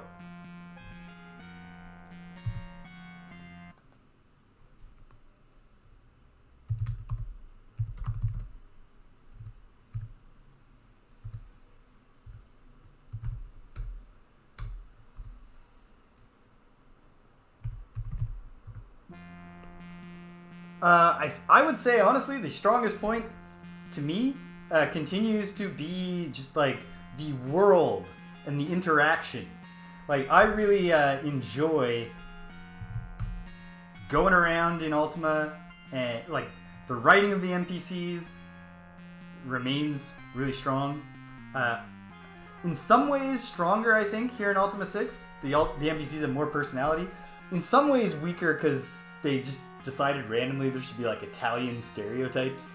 Just, hey, what's you doing? You want to buy some armor? Yeah, just like hanging out in Britannia is fun. I really quite enjoy it. I don't think that, yeah, if I were scoring, every game that I played on a certain scale or whatever, I don't think that Ultima 6 would beat Ultima 5, even though I can see the ways in which it's clearly a leap forward. But still, it's just, I like hanging out in Britannia. I like talking to these people. I like the world. I like playing an RPG where technically I have freedom to do everything, but morality still matters. So the fact that I could just, kill Zhao and take that invisibility ring, the game will let me do that, but I shouldn't. It would be the wrong thing. Yeah, but I definitely think the dungeon crawling in Ultima's 4 and 5, when it was first-person tile-based and the dungeons were much smaller and yeah, I definitely think that was stronger. The narrow view window and the switch to big, sprawling, still the top-down view dungeons. It just I don't know. It's not terrible. But like doing a whole bunch of them in a row, I was just like, oh man, I want to talk to the Gargoyles. Just let me talk to the Gargoyles. But yeah, especially for the time. Just, you like, I played various of the late 80s, early 90s RPGs and will play more here on the stream in months and years to come. But it's not really that common for them to just be populated by characters who have personality and who you have real interactions with. And in terms of building the world of Britannia, I really do like Ultima 6's expanded emphasis on... Oh wait, hold on. Let me finish the thought, because then we're doing the big momentous thing, so I should actually pay attention while I do it. I've commented on this before, but the development or the focus on the economy of Britannia, which initially I took to just be like, more world building, because Richard Garriott wants it to be a living, breathing world, and it is.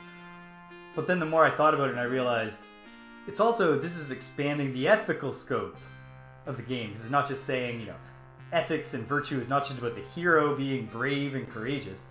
Actually, for Britannia to thrive, everyone is important. And the game, through the rune quests, actually forces you to engage with the different professions, and the manual really plays it up too. It's nice.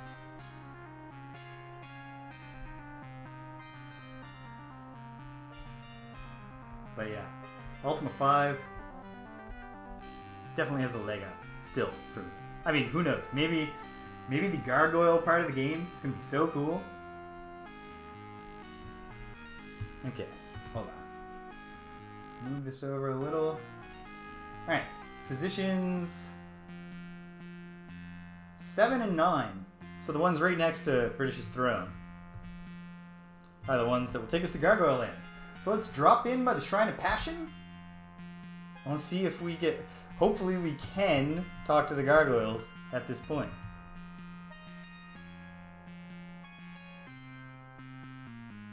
Ooh, get away from those erupting volcano things. And we got a fine Gargoyle civilization, which I did at least once while running around in Gargoyle Land. But was it from this shrine, or was it from the other one? Probably from both. You probably can from both, I mean.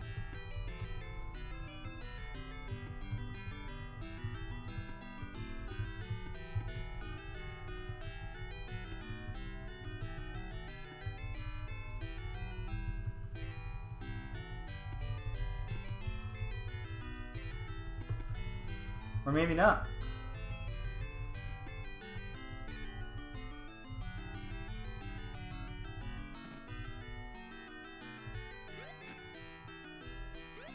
Could we not right now? Wait, I shouldn't be soloing all the combat still. We need to level up the rest of the team. or scare off the Mongbat and not get the level up. Or any experience, I should say. Okay.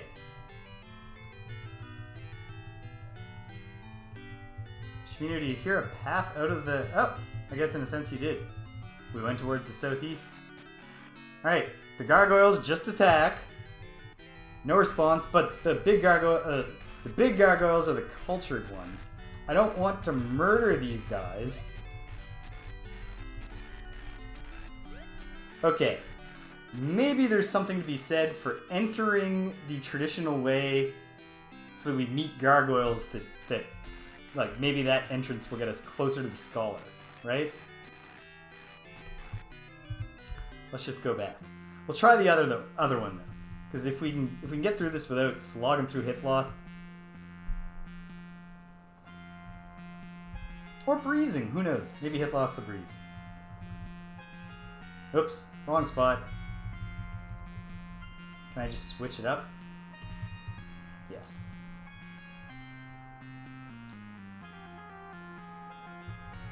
Get away from the exploding fire traps. Alright. Just hoping to meet... Ooh! A cool portal to the sky! Or something. You can see the stars reflected in the lake, I don't know. A farm. Is there a big old gargoyle farmer around here somewhere? Shimino hears something. Usually when Shimino hears something, it's hostile though. Yeah, we're under attack. Alright, so here's the... At least we're all fairly well armored. But this is... yeah. So this is obviously the big problem here. Is that avoiding combat when the enemies have ranged weapons.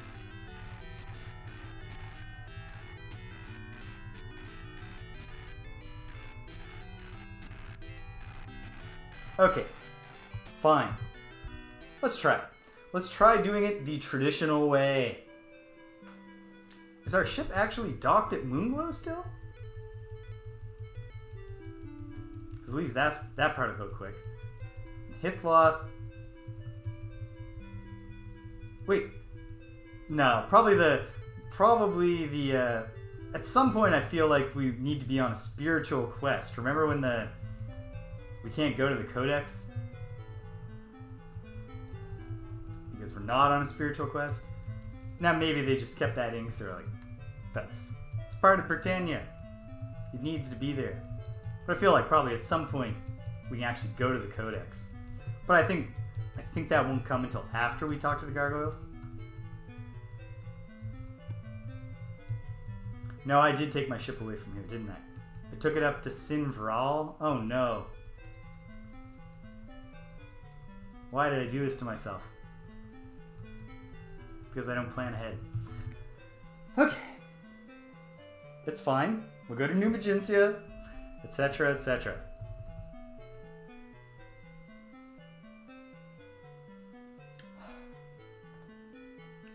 I just want to talk to one gargoyle today. That's all I ask.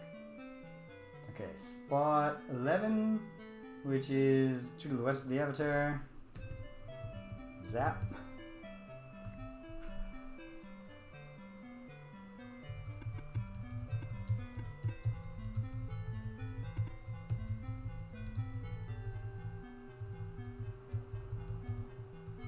And you know, it probably couldn't hurt to see if there's anything else. Try some other keywords.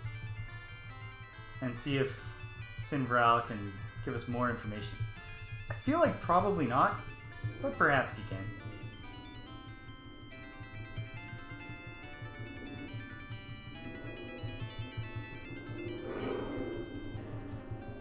Alright, row your boat. Oh no. Oh no. I caught myself.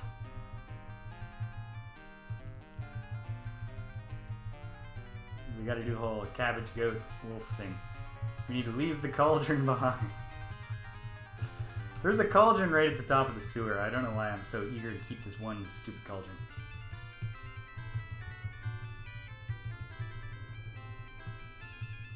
Well, I know why I am. It's because I'm stubborn. I've set my mind on having a cauldron already.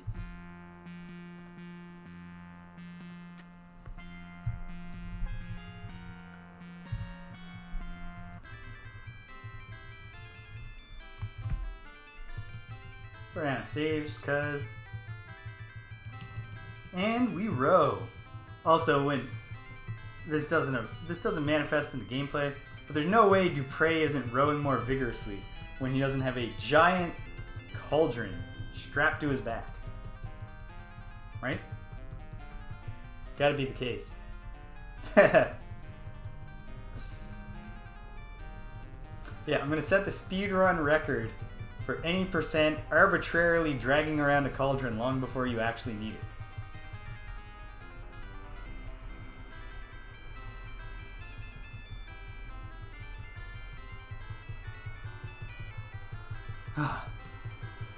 Going back to what you were saying earlier, Waffle Syrup, are there any particular, like, is there a short list of games you're debating between? Trying to figure out what to play?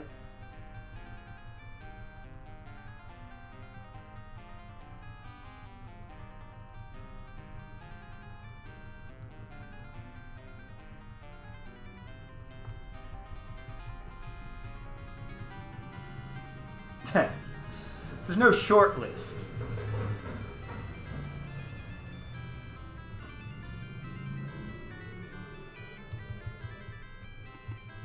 Uh-oh. Another issue here is that we need to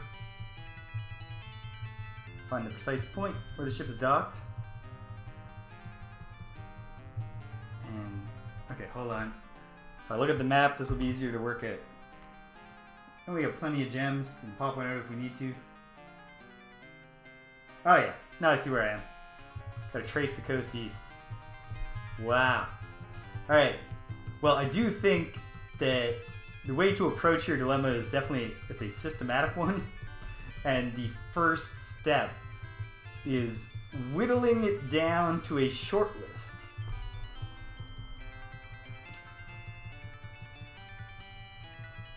You get that list short enough, and then the way I always try to help, whenever an indecisive person wants me to help them make a decision, which is all the friggin' time because Danielle is terribly indecisive, get the list short enough that we can use like a coin or a d6 or something, do some sort of arbitrary random selection, be like, there, now your decision's made. Are you happy with it? You can reveal to yourself what you actually wanted by making the decision for yourself, but then being like, am I happy with the decision that I've made somehow? There's the ship. Okay. We're back in business.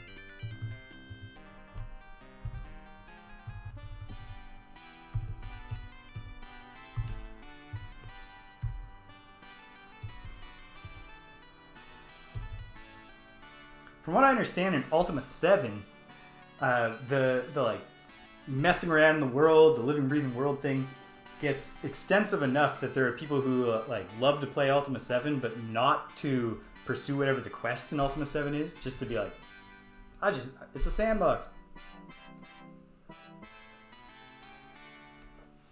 Well, perhaps the answer then is to accept the just go with it. Don't listen to your misgivings. Be like, well, I flipped the coin. The coin said that I want to play Loop Hero or whatever. And then play it. Oh no, I earnestly hope that Loop Hero was not on your list, but then now that I've mentioned it, you're like, oh no, I want to play Loop Hero too. Making the list longer. I guess another answer. I haven't played Loop Hero yet. I'm trying at the least to, outside of my streaming, not have more than one consuming game going at a time. So right around when I meant to start Loop Hero, I finally got my PS5 and I got Elden Ring, and I was like, well, now I'm consumed. So I shouldn't... I know it's right there in the name. Loop Hero. I'm gonna get stuck in the loop. I hope I'm lined up with Magenta. New Magenta.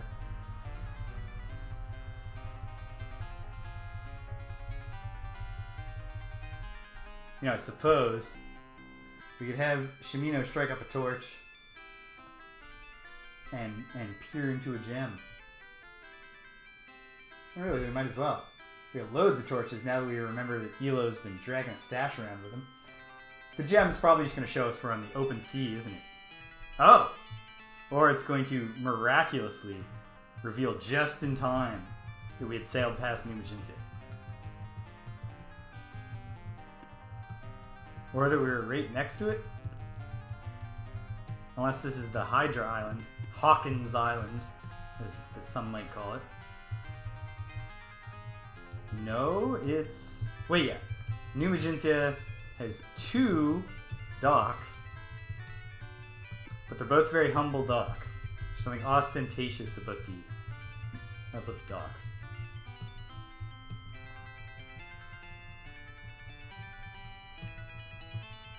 Right? Yep. Perfect.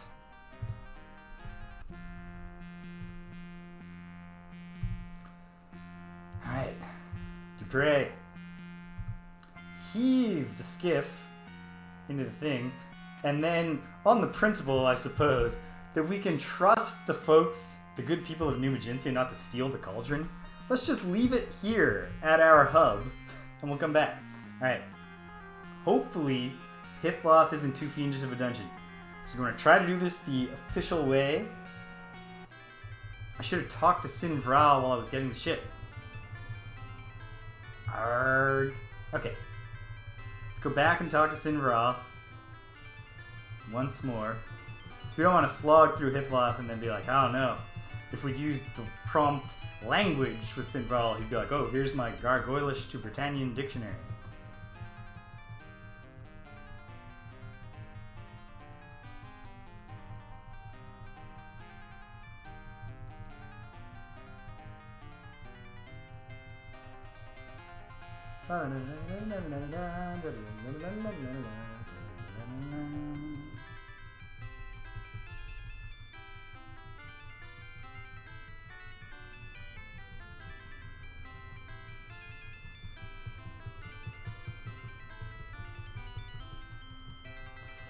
If there does turn out to be a Gargoyle we can recruit, it is going to be kind of awkward to kick Jana out of the group in Gargoyle land, because we were her ride home.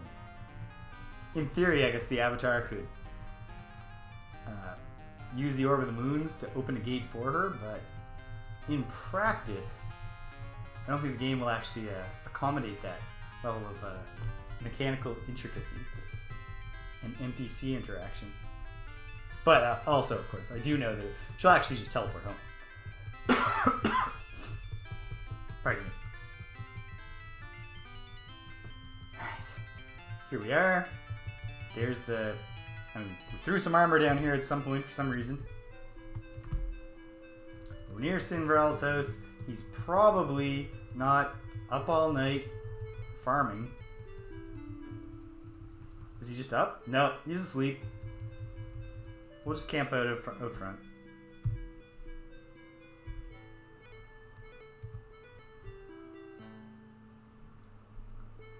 Yeah, no food. Virtue of sacrifice. Alright, get up, team. Hey, buddy. The Gargoyle, Sinvral. Flavor text. Come on now. I should have followed up with you, Sinvral. Can you tell me of the Gargoyle language? You know nothing of language. You are at least bilingual. Don't give me this you know nothing of language stuff. Okay, let's get him to talk about the prophecy again. And only sacrifice is highlighted. Sacrifice means many things in my language. See, go to Gargoyle Scholar to learn more. Okay. Scholar, no. Okay. I think it is just I think we're just going to see them. I hope.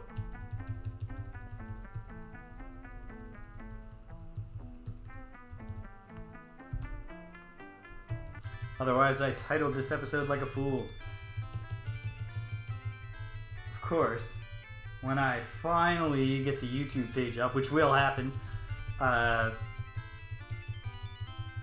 free to change the episode titles to describe what actually happened and not what I predicted would happen before I started the stream. Okay. I'm just trying to remember to think all the way back to prior Ultimas. Remember where on the Isle of the Avatar the entrance to Hithloth was. In Ultima 4, I think you had to enter through another dungeon, but I don't remember that gimmick carrying into Ultima 5.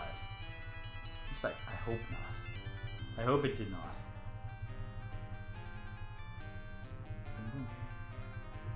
I'm doing this the lazy way. We're just gonna shoot south forever, because we should hit the isle where Blackthorn's castle is, and then it's just east of the Isle of the Avatar. And I think that Hithloth, the entrance to Hithloth, is on the eastern side. If I'm remembering correctly, which I could be not doing. So we'll get there. And then one more dungeon between us and the next exciting phase of the game. Because yeah, the talking to the NPCs. More fun than the slogging through dungeons.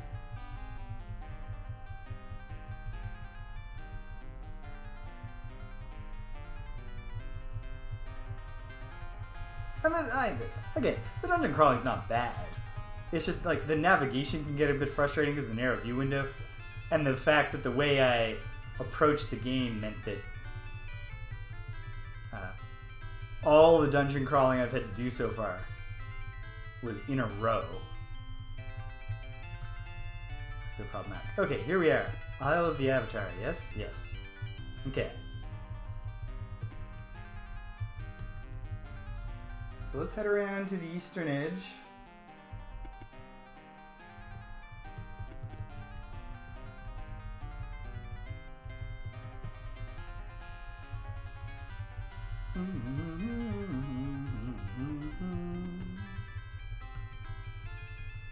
And look for some ingress.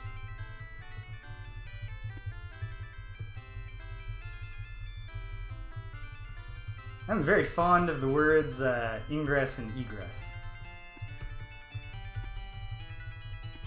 Both real fancy, real sophisticated way to say way in or way out. Okay, this is obviously not the eastern edge, but I think this is where we can go up to the... Or it's not. But I think... No, it's not. It's clearly not. Okay. I was thinking this is where we could head towards the Codex, but... Oh, did the Codex actually move? Can't remember. I think it's actually in a different spot than it was in Ultima 5.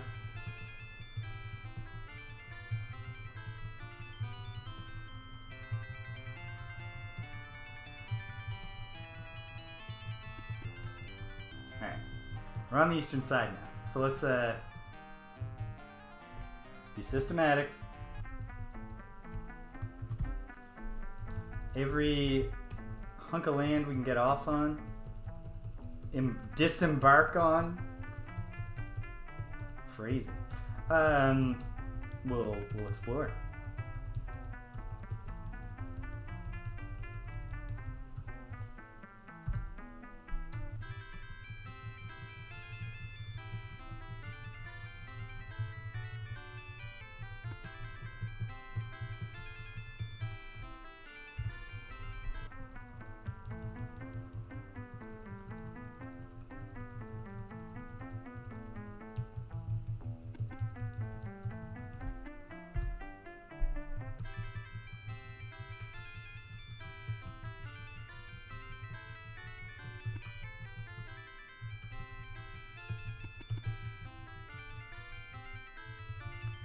2 disembarkment points.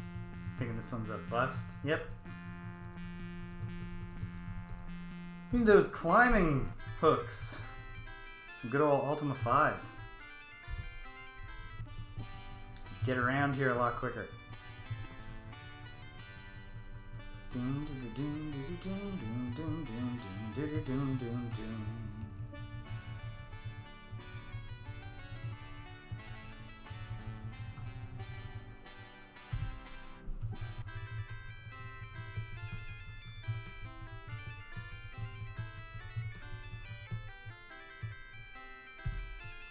It's just the same section I just did. It is, isn't it? Curses.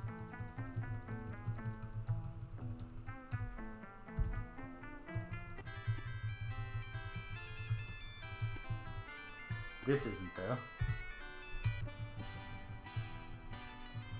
Shimino hears something. Does it sound like a cave mouth?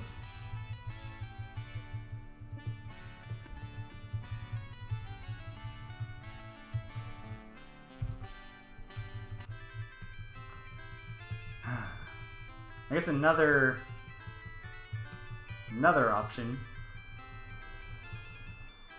always available to us is to do the teleport in gimmick and slap on invisibility rings so we're not getting mauled by the more simple-minded small gargoyles before we can find the more potentially reasonable big gargoyles. Wait, it's not just size. They care about whether or not you have wings too, don't they? Because that was the thing for Sin Vral.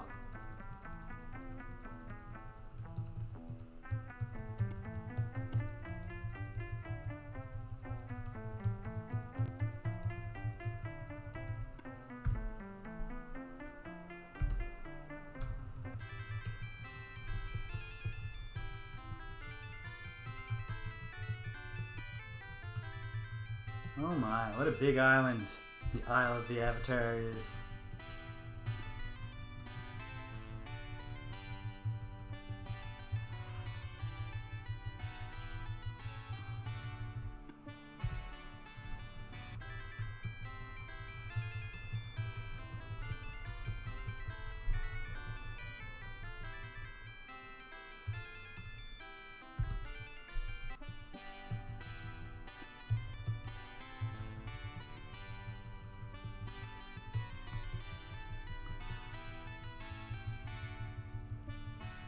Wasting daylight. This is promising. I say, as the promise is stamped out.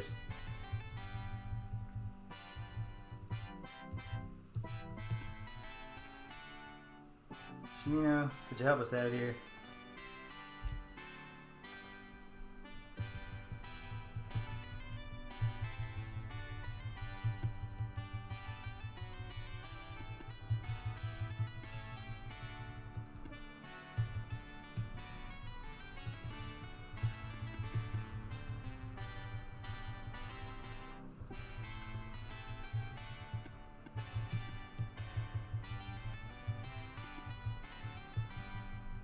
I'm not sure how the game decides whether to play the basic overworld music or Rule Britannia. In Ultima 5, it was simple. Rule Britannia was only played at the very end when you found Lord British. Here, it's just like, every now and then, let's just get real jaunty and patriotic.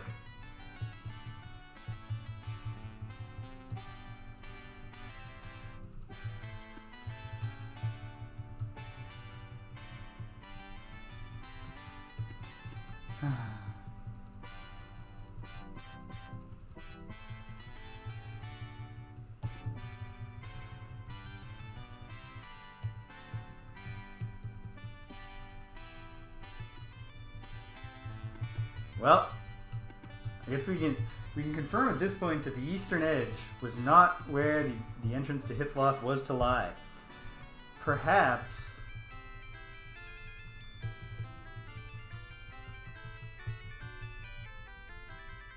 I mean, maybe it's a you still need to come in from another dungeon gimmick. I'm gonna earnestly hope that's not the case, though. And here I think we're not at the west end, but an inlet instead.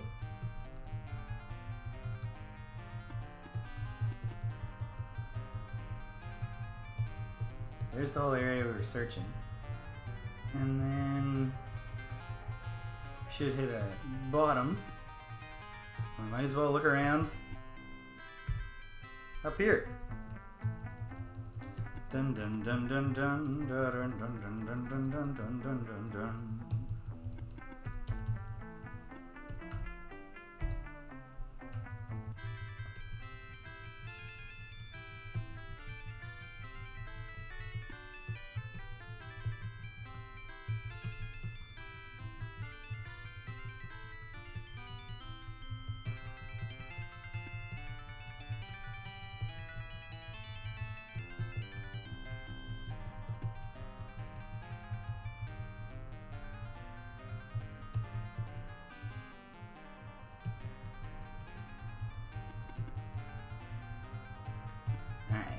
Well,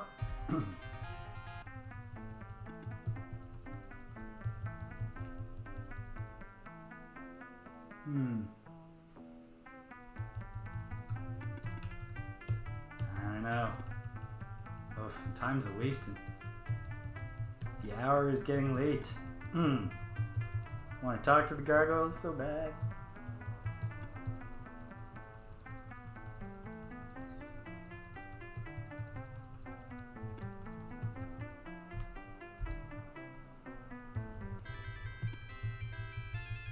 It does seem likely that, as a point in favor of the find Hithloth approach instead of the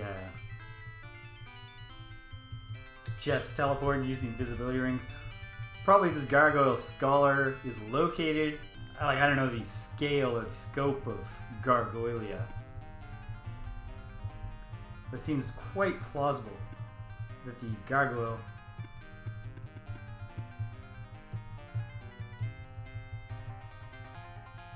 will be located relatively close to the official entrance. Who knows, though? Who knows?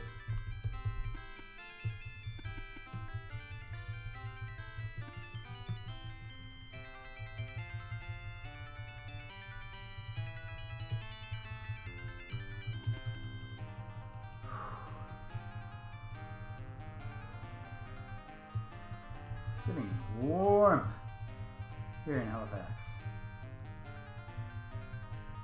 which is good, I guess. Okay, gonna gimmick a gem. Just to, I haven't gotten all the way back around to the southern part of the island, have I? Yes, I have. Okay. Okay.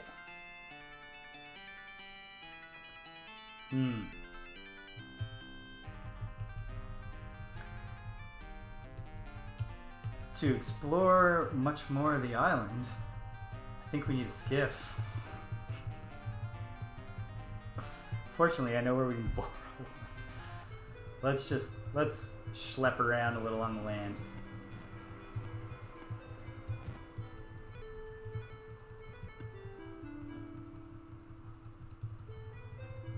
Is a land route in. Oh man. Come on, Shinino. Can't keep the torch burning a little longer than that. And I know what Shinino's gonna say. My willpower has no impact on how long the torch burns, my lord. No, the avatar doesn't make Shinino call him my lord. Okay. Okay. Well.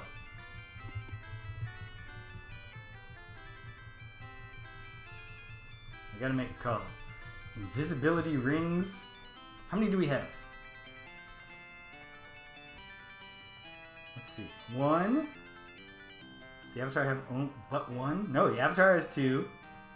So 2, 3, 4, 5. 5. Sorry, Jana. You're just gonna have to tank all the hits. No, okay.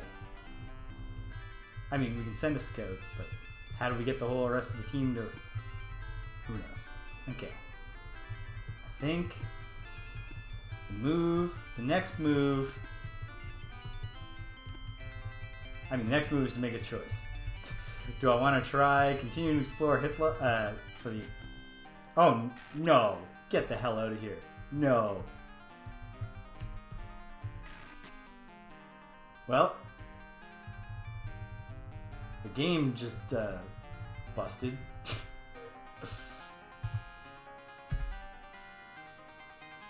Okay.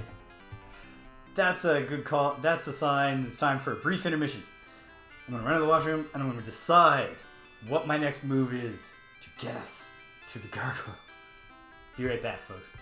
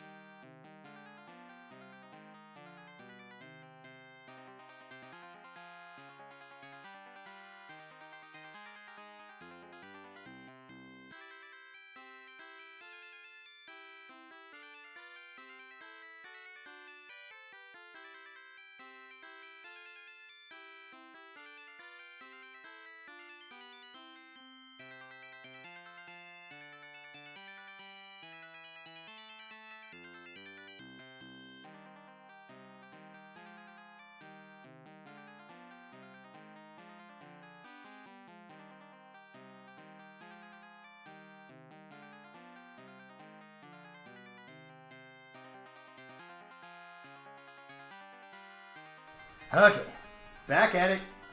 I've reached a decision. Or rather, I got two thoughts. I want to keep trying the Hithloth way.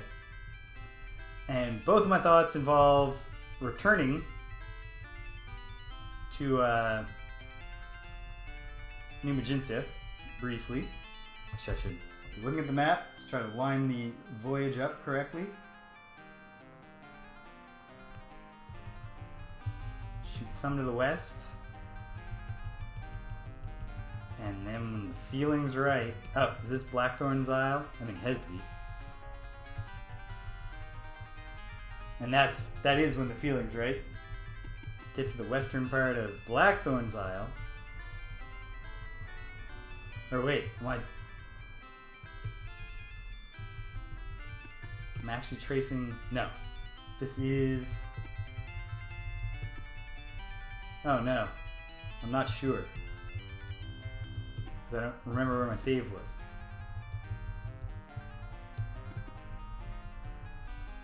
Oh, the answer, of course, is a gem.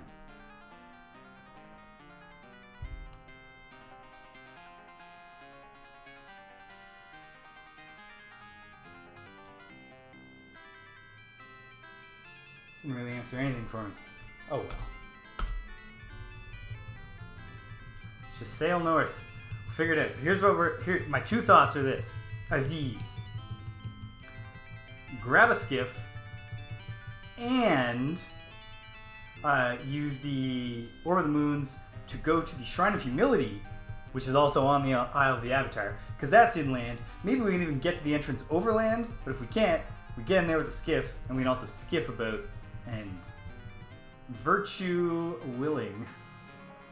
Virtue's willing, principles willing. We can pull it off. Finding the entrance. And then just pray that whatever malign entity... Oh, well, it lined up perfectly. That's there. Every now and then, something good happens. Alright. As long as whatever malign entity designed Hithloth did not design it full of switch puzzles, then hopefully we can get through it quick enough to experience some interactions with Gargoyles today. Fingers crossed. Okay, let's find it. Shrine of Humility.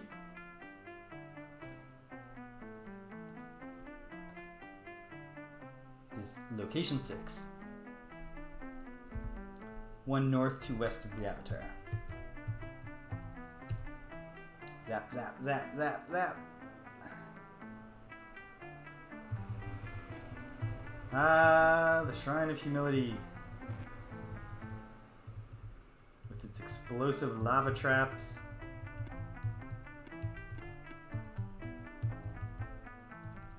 Here's a great time to use a gem. Shimino, take a look at one of those gems of yours, buddy. Getting low, but it's so easy to gimmick the gems. Not really so worried about that. Okay. Unless, I mean, we should explore the landmass here. And then failing that, we can hop in the stream with the skiff we brought.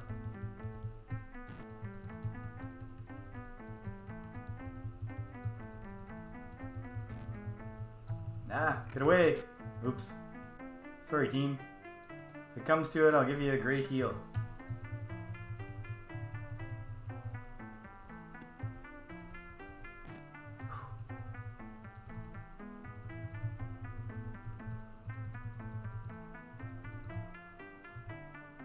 Ho ho ho! Alright.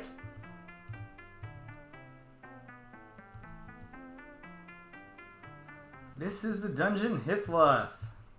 Good job, Shimino. By any chance, Shimino, or anybody in the chat, what does Hithloth mean?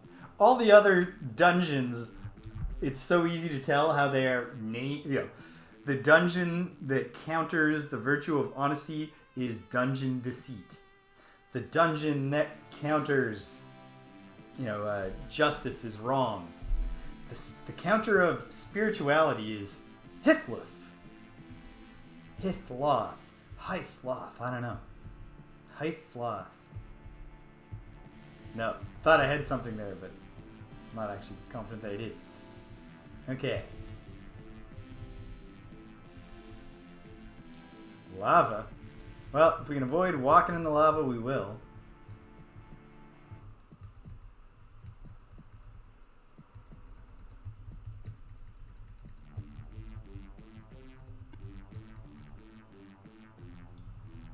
Walking in the lava with a fire trap that spews additional lava. No, that's not appealing. There's something big. There's drakes.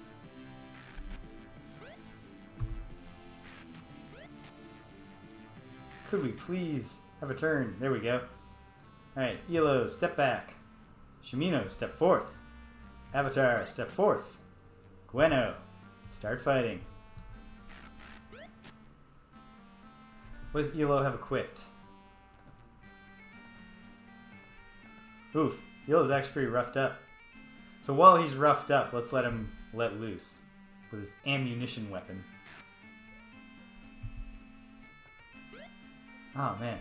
Alright team, here's the new strategy. Let's hit the monsters with our weapons.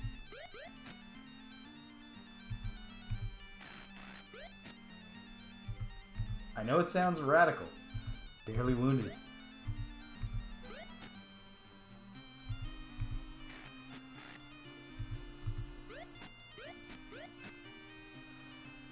Okay.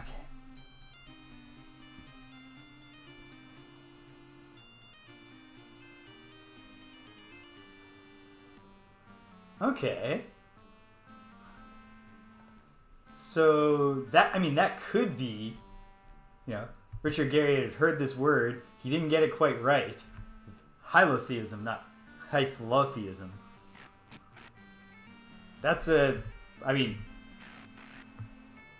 My best guess so far would be it's just a word that he thought sounded serious and bad.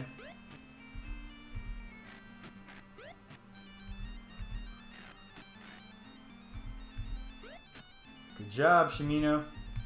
Getting those experience points. We just want to, for now, we want to avoid piling experience onto the Avatar. Oops.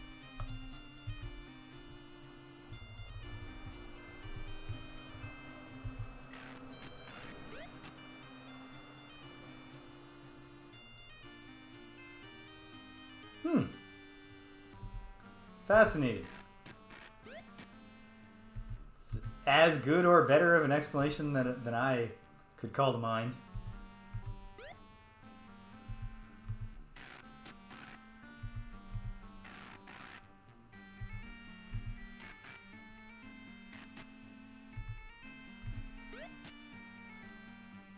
Oh, that one's critical. Still critical. Still critical. We'll let Gweno have it over Jana. Because again, I want to keep hope alive that we're going to get a Gargoyle on the team now that we're learning about and coming to understand the Gargoyles. And if that's true, then Jana experience is wasted. Sorry, Jana.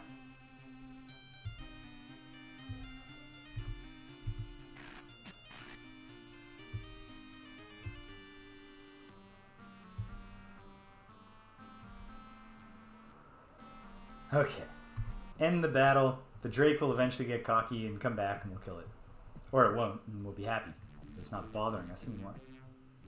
Get past these while I'm not exploding. Head over this way. Well, this feels like a thing that you gotta do. Go in past the fire trap. In the narrow tunnel. Oh, money. 55 coins just sitting there. Not bad. Not bad at all. And a bunch of lava. Alright, let's gimmick a gem. We're back to gimmicking. This is getting low. Just to see... Yeah, okay. There's nothing beyond it.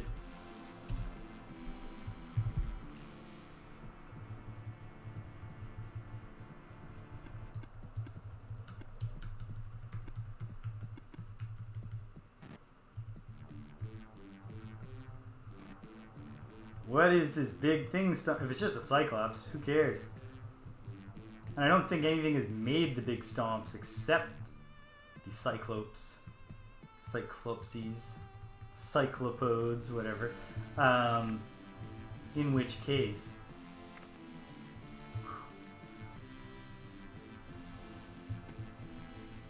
I don't think we have that much to worry about. Cyclopses are intimidating, not difficult to stomp. Okay. Team, before we actually go into the lava here, because this is lava you can get past to somewhere, the Avatar will very nobly, very sacrificially go first and check it out. Because you take a lot of damage in that lava. Yeah, and 'twas for naught. So let's just, because I'm thinking, if we just keep going up here, this is a vast first level of the dungeon. But I'm thinking there will just be other ways to get there. If there aren't, well, we know where we want to come back to. But if there are, and that seems like there are.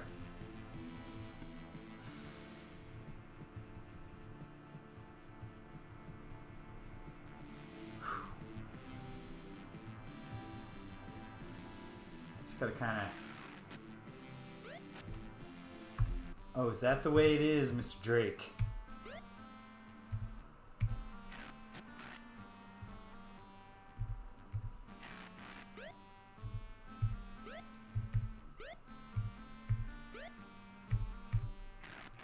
This is a slippery little Drake.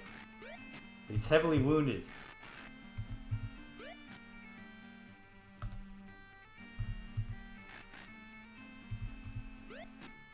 Glory to Dupre. Oh, Shimino, check that Drake body. Jeez. Okay, we should check the other ones. Too late for that now. I mean, money is not really a huge object.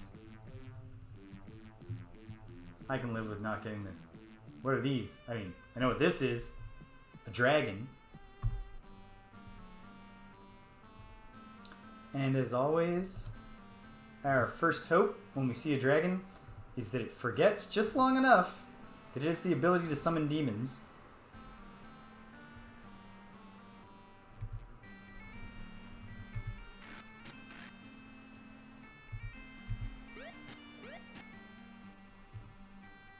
The Avatar is going to take some hits, but we're going to use the strategy of partially encircling this guy. So that if he flees when he's critical, which of course he will, but if he has time, if we don't manage to kill him before he's fleeing, his fleeing will be a bit more incoherent. If we're all on one side of him, he knows how to flee in a way that actually frustrates our attempts to finish him off.